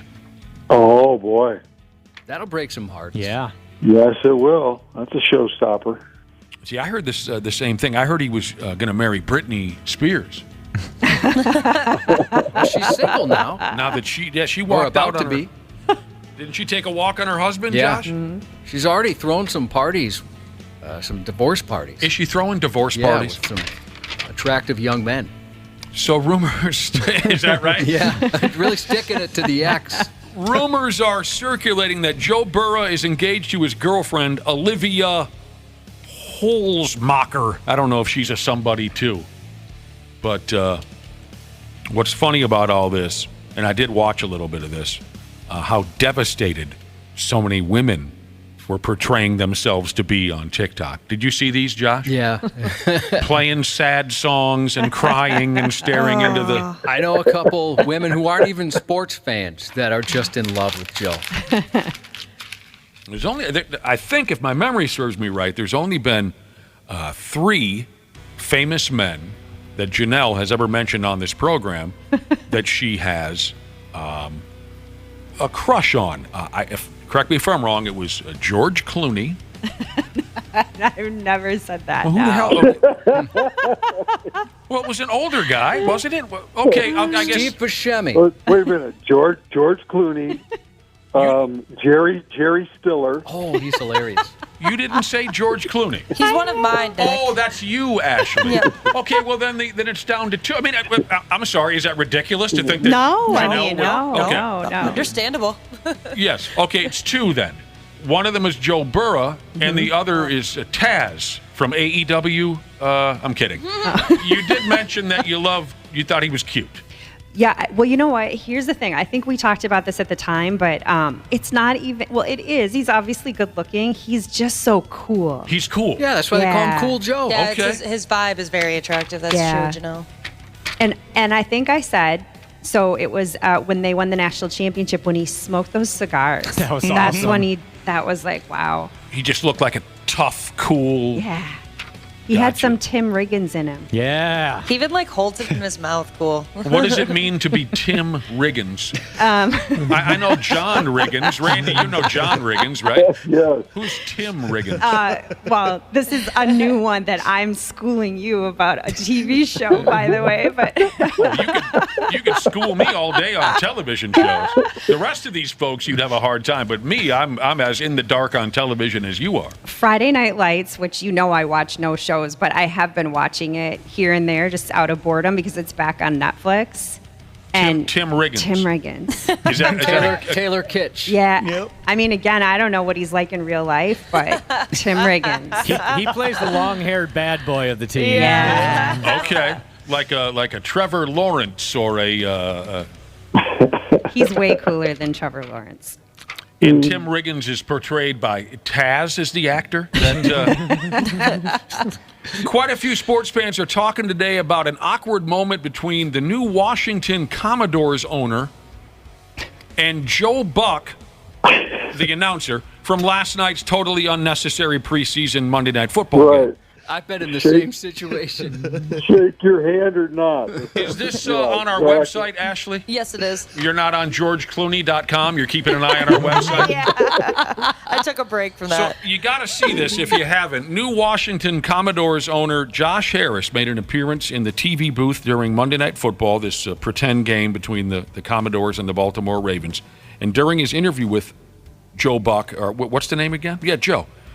With the interview with Joe Buck and Troy Aikman, Buck was saying, this Josh Harris is no stranger to professional sports, and Joe Buck was kind of talking with his hands, and he holds his right hand outward as he's introducing Josh Harris. Harris mistook that as Buck wanted a handshake.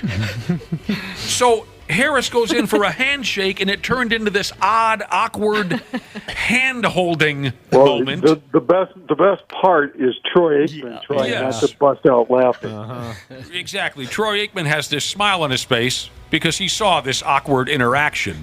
It was hilarious. And the Commodores dude looked totally embarrassed. He realized he looked like a child holding a grown man's hand there for a minute. But you could see on his face, he's like, I think he's putting his hand out for a handshake. Yeah.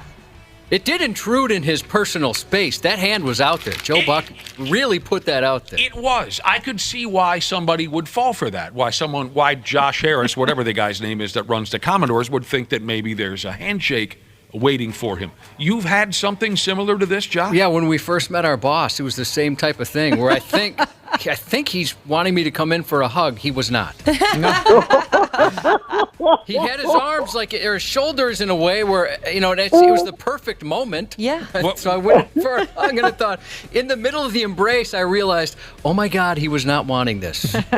You're so adorable. Was I there for this? You were. Did I make mention of it or no? I let it go? I told you about it afterwards. And did you say this was the very first time you met him? Well, first time we went out with him. So okay. shortly after we met, very quickly after we met. Was that the first time ever, too? First time you ever hugged? First time I've ever hugged? Yeah, him. Yes. Because that matters. It's the our first hug thing is now. always awkward. Well, it was the first time you met the man and you hugged him. Yeah. That is awkward as hell. Yeah. I would feel silly about that. I'm sure the boss loves you, so I'm sure he has no...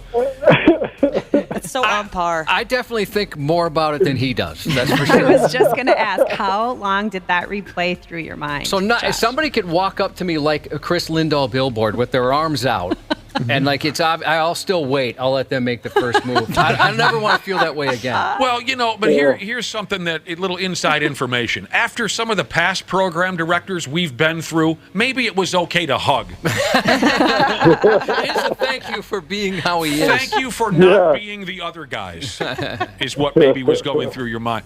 tell Janelle what you said at the doctor's office the other day when you went to the doctor's office. Josh likes to... I went back to the 1800s somehow. Yes. Yeah. And the woman came out to say, all right, you're next. And she's like, hi. And I said, good day. And I have no idea why I said good day.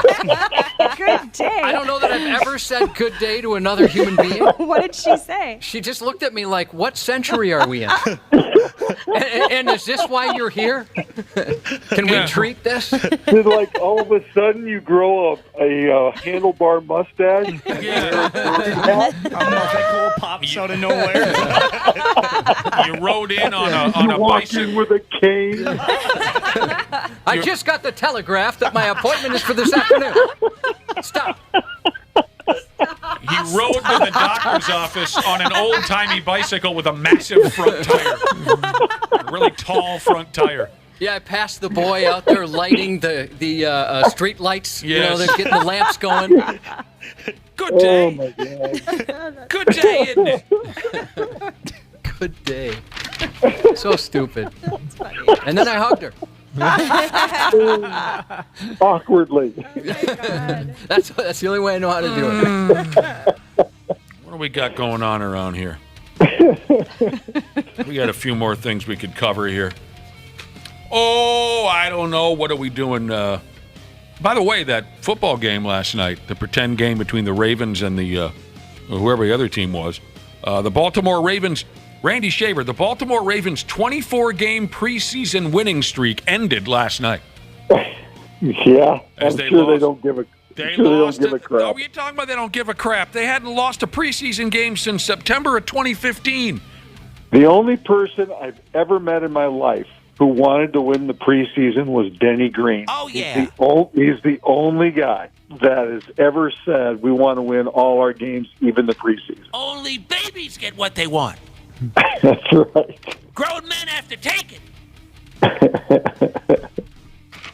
That's right. They hadn't lost a preseason game since 2015. What do they say here in the article?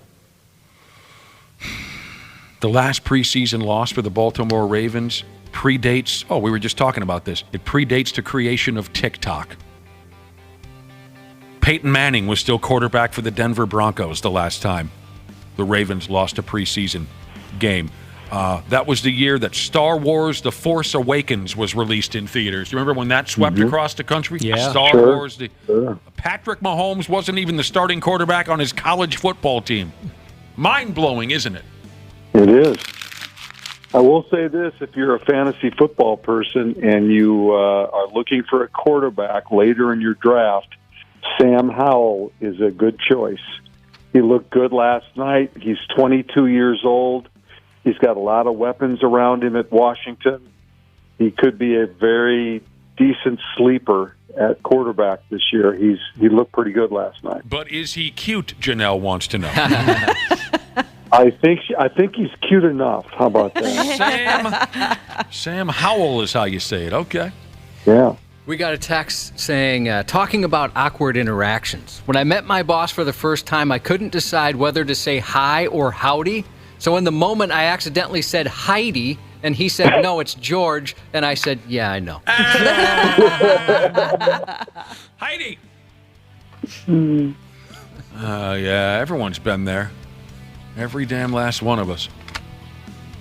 We're headed in this direction now, Randy Shaver. Before we let you go here, we're at that time of year where we're talking a little bit of pigs and a little bit of timber. Whoa, summer is dying. Unfortunately so, yes. Man, Bear, Pigs single game tickets for the upcoming season go on sale at 10 a.m. on Thursday over at, how do you say it? Oh, my gosh, we're already there. Oh, man. Yeah, you can go to wild.com ski. You can go to Ticketmaster. That's crazy. And they also announced 12 ticket theme packs that will go on sale, along with just regular old Oh, I love those. games without a theme. You guys like a game with a theme? Yeah. I like when they hand out something cute. It can be pretty cool. It's a cool vibe on theme night. Here's where they're going with themes this upcoming hockey season. Feel free to look these up. Other theme nights for the upcoming pig season: frontline workers appreciation, firefighter appreciation, healthcare appreciation, Black History celebration, Star Wars night. Oh, did you grab me a shirt Friday night? Oh, Cubby. Pride Night is also going to be coming to the X. By the time I got to the ball game, okay, I forgot about this. Friday night, I went to the Twins game, and it was Star Wars night, and you had to be there relatively early to get a shirt. By the time I walked in, there was none left. I'm sorry. Oh, no problem. What was on it? I'd imagine a Twins logo and it looked like it was a hoodie. It was an R2-D2 hoodie. And the front of it was styled like R2-D2. A hoodie too. With the buttons and the lights, R2. I'm not a hoodie guy. Okay. I've never seen you in one. Yeah, you've never worn one. Sorry, Cubby. No, that's fine. Oh, I'm not done. Oh, yes, you're. I'm glad you had an opportunity to go to the game on Star Wars Night. Did they do any other cool stuff? Dude, they really did a great job. I'm sorry I didn't bring this up before. The promo videos before the ball game, the Pittsburgh Pirates are all stormtroopers, and the Twins are all the Rebel Alliance, and then funny.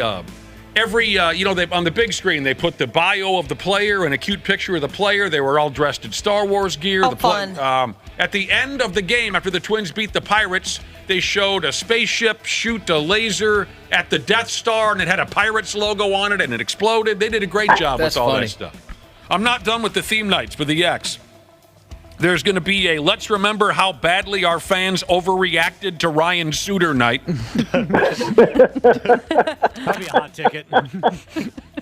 There's going to be fighting while wearing a half shield isn't an actual fight night.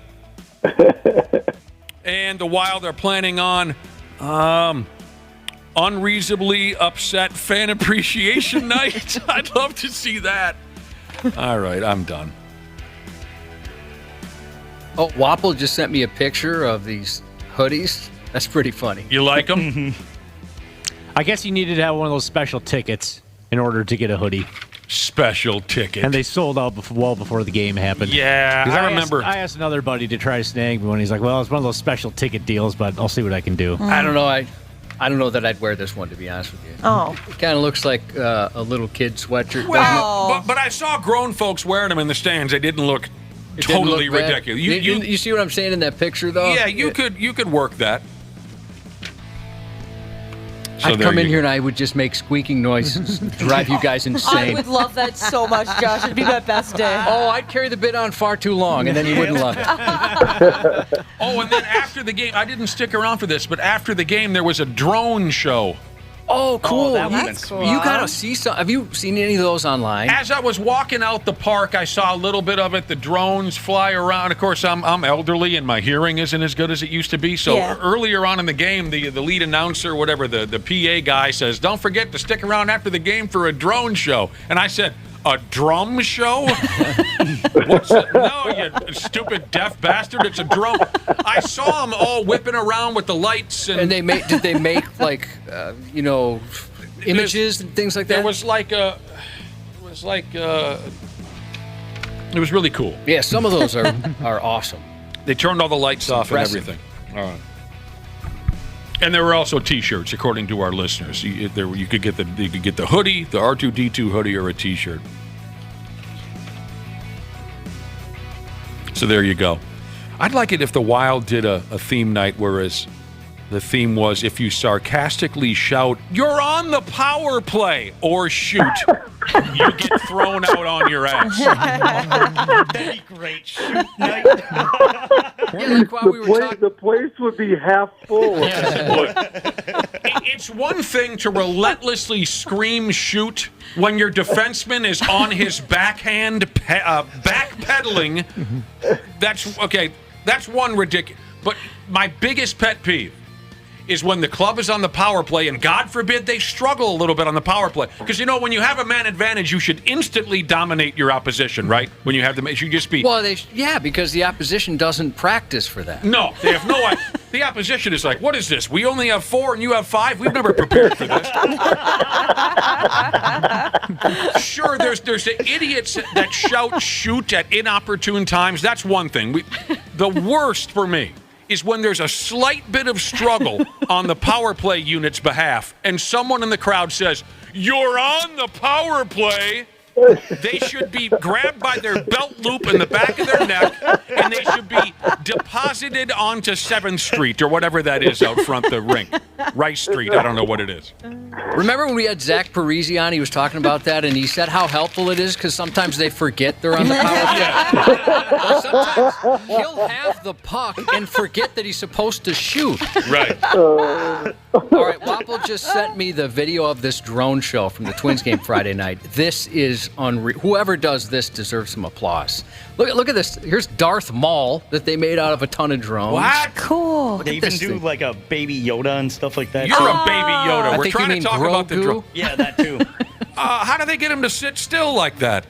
How do they get him to move like that? How do they get him to light up like that? How do they get him to go up in the air like that? I like one they have, towards the end, they have like an X-Wing fighter, and then they have some other drones that turn to red so it looks like it's shooting. Oh, cool. This is really cool. Wapple hovers his drone outside of women's locker rooms, I bet. And it Imagine if they had a George Clooney one, Janelle. Exactly. And then the live feed that goes back to Wapple and the Doink Gang sitting in his grandmother's basement looking at a computer screen. Holy cow, this is cool. No, I should have stuck around, but I had to get into bed. I was tired. Oh, that one looks like a wiener. Christ almighty. I swear to God I saw a wiener shape. Well, I think you're right. Oh, yeah, there it is. Yeah, they did that for me on the way out to get me to leave. Get out of here, you dildo. Yeah. To honor you? That was their way No, saying, you gotta see so this next long, one. dildo. Yeah. Let's see if I can skip ahead here. Okay, watch this. Okay, that's a storm fighter or something from the movie. X-Wing fighter. Oh, yeah. It looks like a penis. Yeah, it does. Yeah. And it looks like it's growing. Oh, yeah, it looks like it's finishing. You had to be there. That's the kind of entertainment you get on a Friday night in Minneapolis. My God, look at the time. Randy Shaver, you're an incredible citizen. He's already gone. No, I'm here. Oh, there he is. Thanks, Randy, for I'm everything. here. Sorry, I was yelling. Sorry you blew up. Yeah. All right. Hopefully sounds your good. thing works tomorrow. We'll talk to you tomorrow. Well, I don't know. Wapple's telling me it's we're blaming the state fair, so I may be on the phone the rest of the time. We'll make a few phone calls. Yeah, I'll let you know. Hopefully we can get that. We'll send changed. some emails. See you, Randy. Sounds good. You're listening to the radio. The 93 X Half-Assed Morning Show. There's a douchiness to them. The 93 X Half-Assed Morning Show. Hey Minnesota, CJ Ham here. Huddle up for a second. You need someone to go the extra yard when your furnace or AC is out? Give the ball to the certified pros at Standard Heating and Air Conditioning. They've been at it for 90 years. Ready? Break. It's savings on a stick season with Standard Heating and Air Conditioning State Fair specials. Deals on deals on deals. Savings from $30 on a tune-up all the way up to $950 on a new cooling system. Visit standardheating.com/offers for details on all their State Fair deals. Standard Heating, providing the comfort you deserve since 1930. Half-Assed Morning Show. 93X. Are you currently enjoying the show on the Stitcher app? Then you need to know Stitcher is going away on August 29th. Yep, going away, as in kaput, gone, dead. Rest in peace, Stitcher, and thanks for 15 years of service to the podcast community. So switch to another podcast app and follow this show there. Apple, Spotify, or wherever you listen. KARE 11's Janel Klein. This is the 93X Half-Assed Morning Show. Yeah, welcome back to the Half-Assed Morning Show. 8:35. My damn. She's cooking. I'll be sound asleep here within an hour and a half. We're very happy to have the Norwegian ox with us today, Janel Klein. Good day. The wonderful, wonderful Janel Klein. Great callback. And good day to you. It's great that you brought that up. Josh was telling us a funny story earlier on this morning about how he created an awkward moment at the doctor's office when they called his name. Mr. Josh, you're next, Mr. Josh. And he approached the nurse, and she said, hello, Josh. And he said, good day. Got a text No message. clue where that came from. That sucks. Yep. Sucks when you get in one of those spots and you just think, why the hell did I say? And then you wonder, do I say something about it or just hope she didn't notice? Mm-hmm. Oh, God. Was there an accent with it? No. That would have been even better. You would have had to keep the accent going the whole time. Well, I'm screwed now. All right, then. Got a text message along those lines from a listener. He notes he skipped some centuries once when having a modern conversation like you did when you dumped a good day on people at the doctor's office. This was a situation where he was at the bank, and they were closing his bank account. And he told them, "You will rue the day that you closed my bank account." He said, "I immediately laughed and wondered, why the F did I just say that?" You shall rue the day. That's great. I think it added something to it. That would make me a little more nervous. Yeah, I'd be like, oh, dude, this guy's going to, like, smite us. This guy. But I don't want to rue the day. It's very funny. So Janelle wanted to be here when we gave away GWAR concert tickets. Right now in the Luther Bloomington Kia text line, the Luther Bloomington... someone else go ahead with that. Luther Bloomington Kia text line. Text destroyed to 651-989-9393. Destroyed, DESTROYED. If you text that to 651-989-9393, you'll have a shot to win tickets to GWAR. Janelle, GWAR is God, and there is no escape from God. Conservatively, Janelle, how many times have you seen GWAR in person? Wow. This is the first I've ever heard of them. Oh. They're playing Monday at First Avenue. Maybe I should get into it. The prize is furnished. Janelle, don't you dare go anywhere near GWAR's. Especially their first few records, you should not go anywhere near them. Okay. The prize is furnished by First Avenue. Thank you, and good luck. I saw him. I can imagine Janelle calling me immediately saying, "Get me out of here." I saw them twice in concert at First Avenue. Once on their America Must Be Destroyed tour, and the next time on their This Toilet Earth tour. That's my imitation of GWAR live right there. So there you go. It's always cool to talk about GWAR, though. They're a lot of fun. So earlier, Janel Klein, we were talking about some disrespectful people over there in England who are having sex on the graves of dead folks in a cemetery over there. Isn't that awful? Doesn't seem right. Wow, I've never heard of such a thing. Awful. You never heard of GWAR? You never heard of sex on top of a grave? Very sheltered. Awful and disrespectful, I think. But it got me and Cubby to thinking a little bit over here. Do any of you want to try and set up something elaborate for your funeral? No. I just want it to be a big party. This just came up. It'll the be a other big day. party. Shoot, I was kind of thinking for other reasons. Hell yes, it's going to be a party. I was hanging out in a graveyard doing some stuff, and all right, time out. Me? Time out. Go ahead. You have to give us a further explanation than I was hanging out at a graveyard doing some stuff. I was recording some cool videos for that the haunted thing that's coming to the Mall of America, the haunted attraction, The Revenge of Onion Head. Oh, really? Okay. Yep. Cool. Yeah. So You should mention that real quick. You're going to be a part of it. Yes, I will be. So I will be basically the reporter that breaks the news that Onion Head is on the loose. So, Janelle, if you need any tips, Yeah. we've got a reporter right here. Dude, I thought of you. And I don't know how you do what you do, because this was obviously fictional, and it was so difficult, Janelle. It took you many, many takes to get it correct? Yes, it did. So what you're saying is when this gimmick fires up at the Mall of America, the return of Onion Head, a scary scene and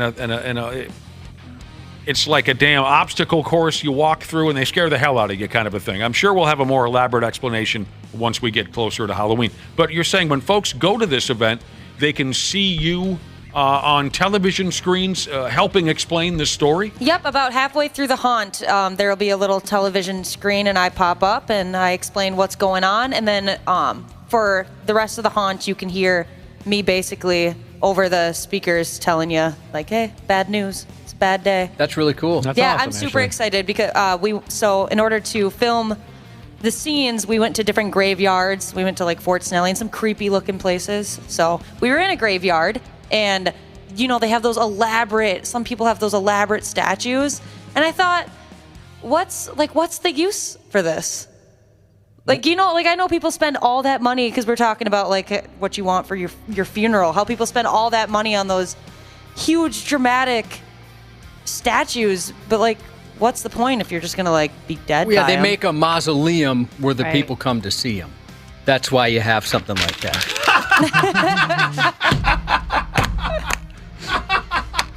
That's beautiful, man. I'm snapping for you. That's beautiful. You're able to squeeze in a reference to the Addams family.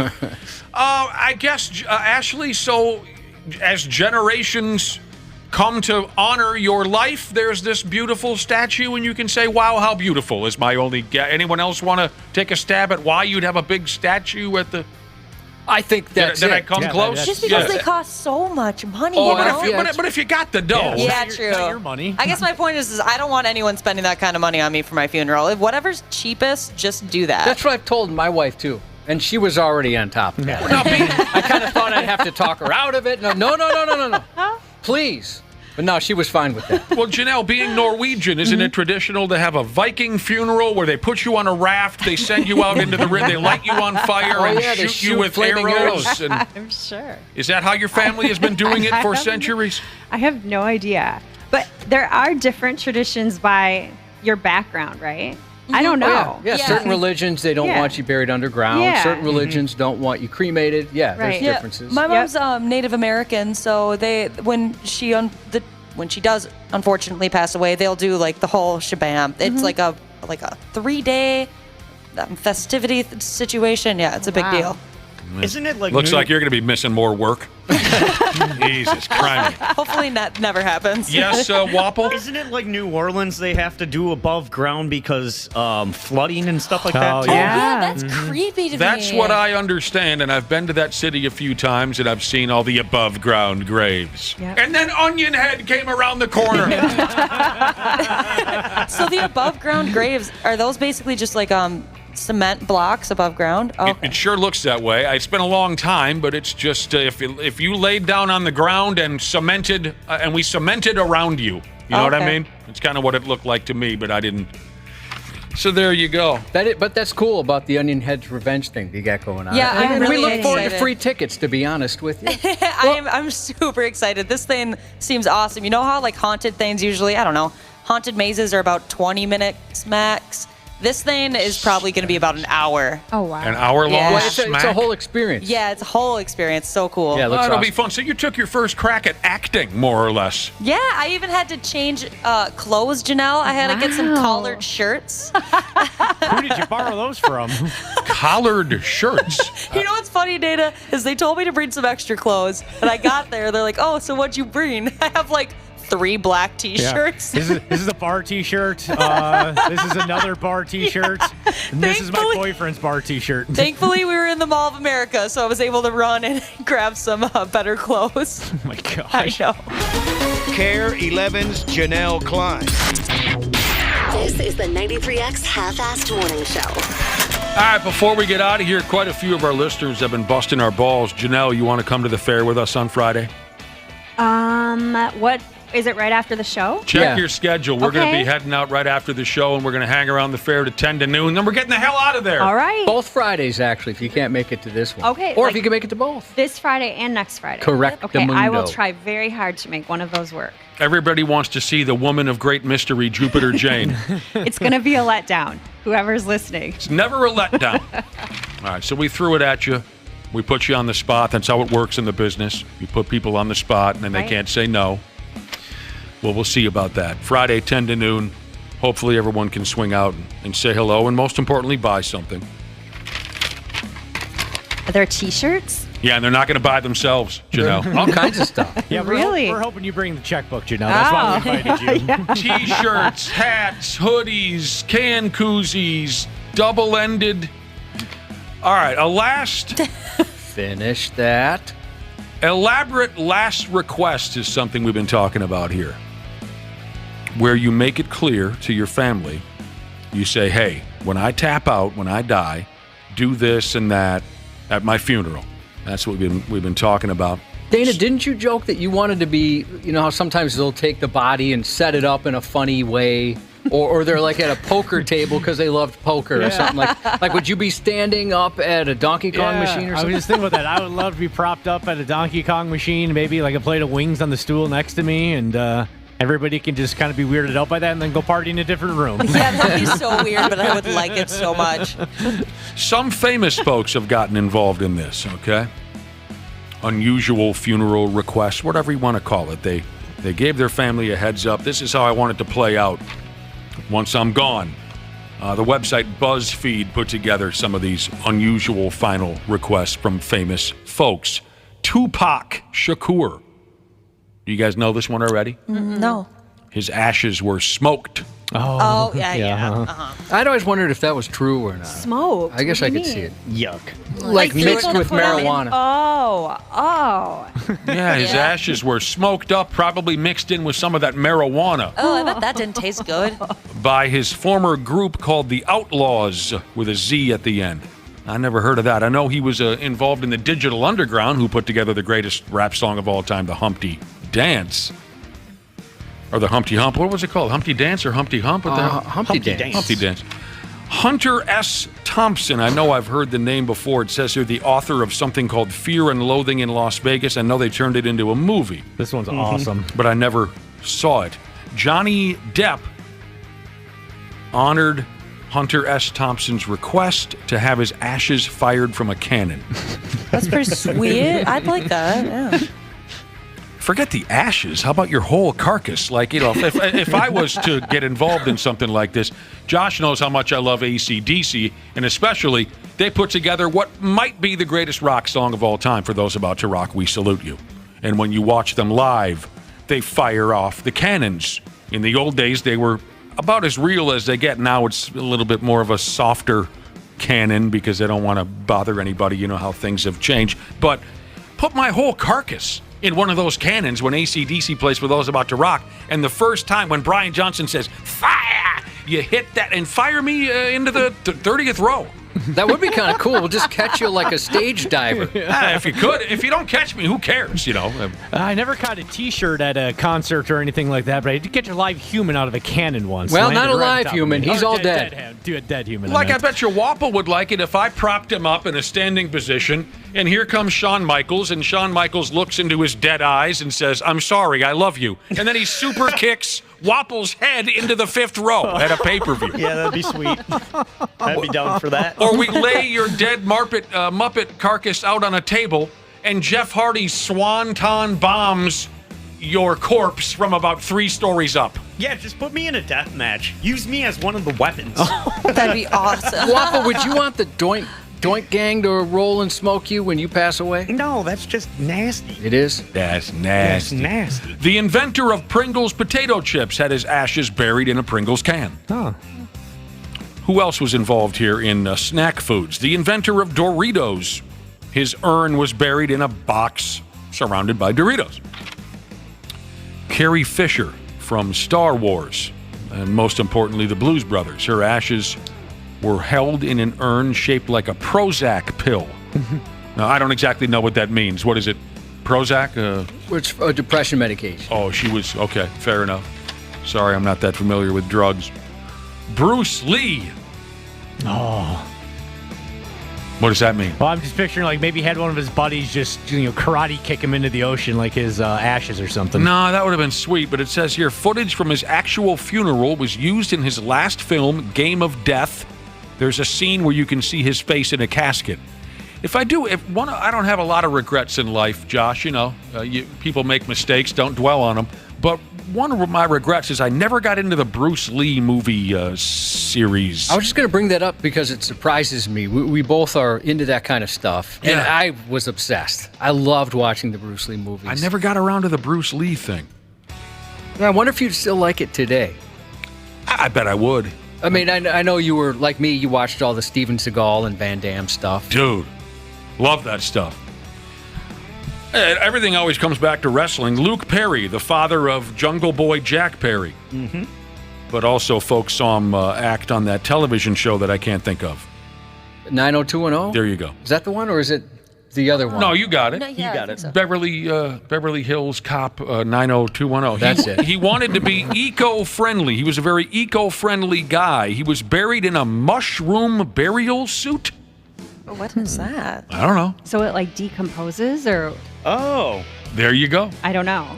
Janelle, your guess is as good as anybody's. Isn't that how The Last of Us started? That seems like the beginning of The Last of Us. Josh, you were a big Star Trek fan for a stretch of time, but you more were into the bald guy era as opposed to the original? William Shatner era. I liked the movies quite a bit. Who was the bald guy again? Captain Jean-Luc Picard. There you go. James Doohan from Star Trek. Did he play the Scottish character, Scotty? No. The Russian character? Someone look up what character was James Doohan on Star Trek. He was Scotty. Scotty. Oh, he was Scotty. Mm-hmm. Okay. Some of his ashes were smuggled onto the International Space Station. Cool. Aretha Franklin had 4 outfit changes for her 3 viewings and funeral. Because she was a diva. She was a diva. Elizabeth Taylor, finally, she wanted to be fashionably late to her own funeral, so it began 15 minutes after its announced start time. Diva. Of Tupac being rolled and smoked by his friends. Wisco Maple Syrup Jesus said, I bet Tupac tasted like crap. Oh my God. More if you have to read it, joke. Yeah. I thought it was so good I wanted to share You it. presented it perfectly. You did. I don't know. I'd rather smoke one of his dead ashes than I would want to smoke crushed up horseflies after swallowing a live baby blue jay. But that's a story I've told before and I'll tell again someday on the program. School busing. Oh, Janelle, so good to see you. Thanks you for coming guys. in. Thank you. Thanks, Janelle. I'm very glad we forced you into showing up both Fridays at the State Fair. School busing. Kai Jesus sent a shout out to the cleaning team at First Student Oakdale. Happy birthday to Heavy Metal Jesus and Bear Paw Jesus and Baked Bread Pimp Jesus. Text in a big happy birthday shout out to Bear Paw Jesus. Right now on the Luther Bloomington Kia text line, text the word STRIKES, STRIKES, to 651-989-9393. Our pitchers throw them for a shot at tickets to see the Twins versus the Rangers on Sunday at Target Field. That's August 27th. Is this Sunday, is it not? I have no idea. This Sunday. Oh, let's go with it. All right, this Sunday at Target Field, furnished by the Minnesota Twins. The 93X Half-Assed Morning Show. 93. The 93X Half-Assed Morning Show podcast is sponsored by Standard Heating and Air Conditioning. New episodes drop each weekday. If your podcast platform has ratings, go ahead and give us 5 stars and maybe give our enemies 1. Thanks, and here's a word from our sponsor. It's savings on a stick season with Standard Heating and Air Conditioning State Fair specials. Savings from $30 on a tune-up all the way up to $950 on a new cooling system. Visit standardheating.com/offers for details on all their State Fair deals.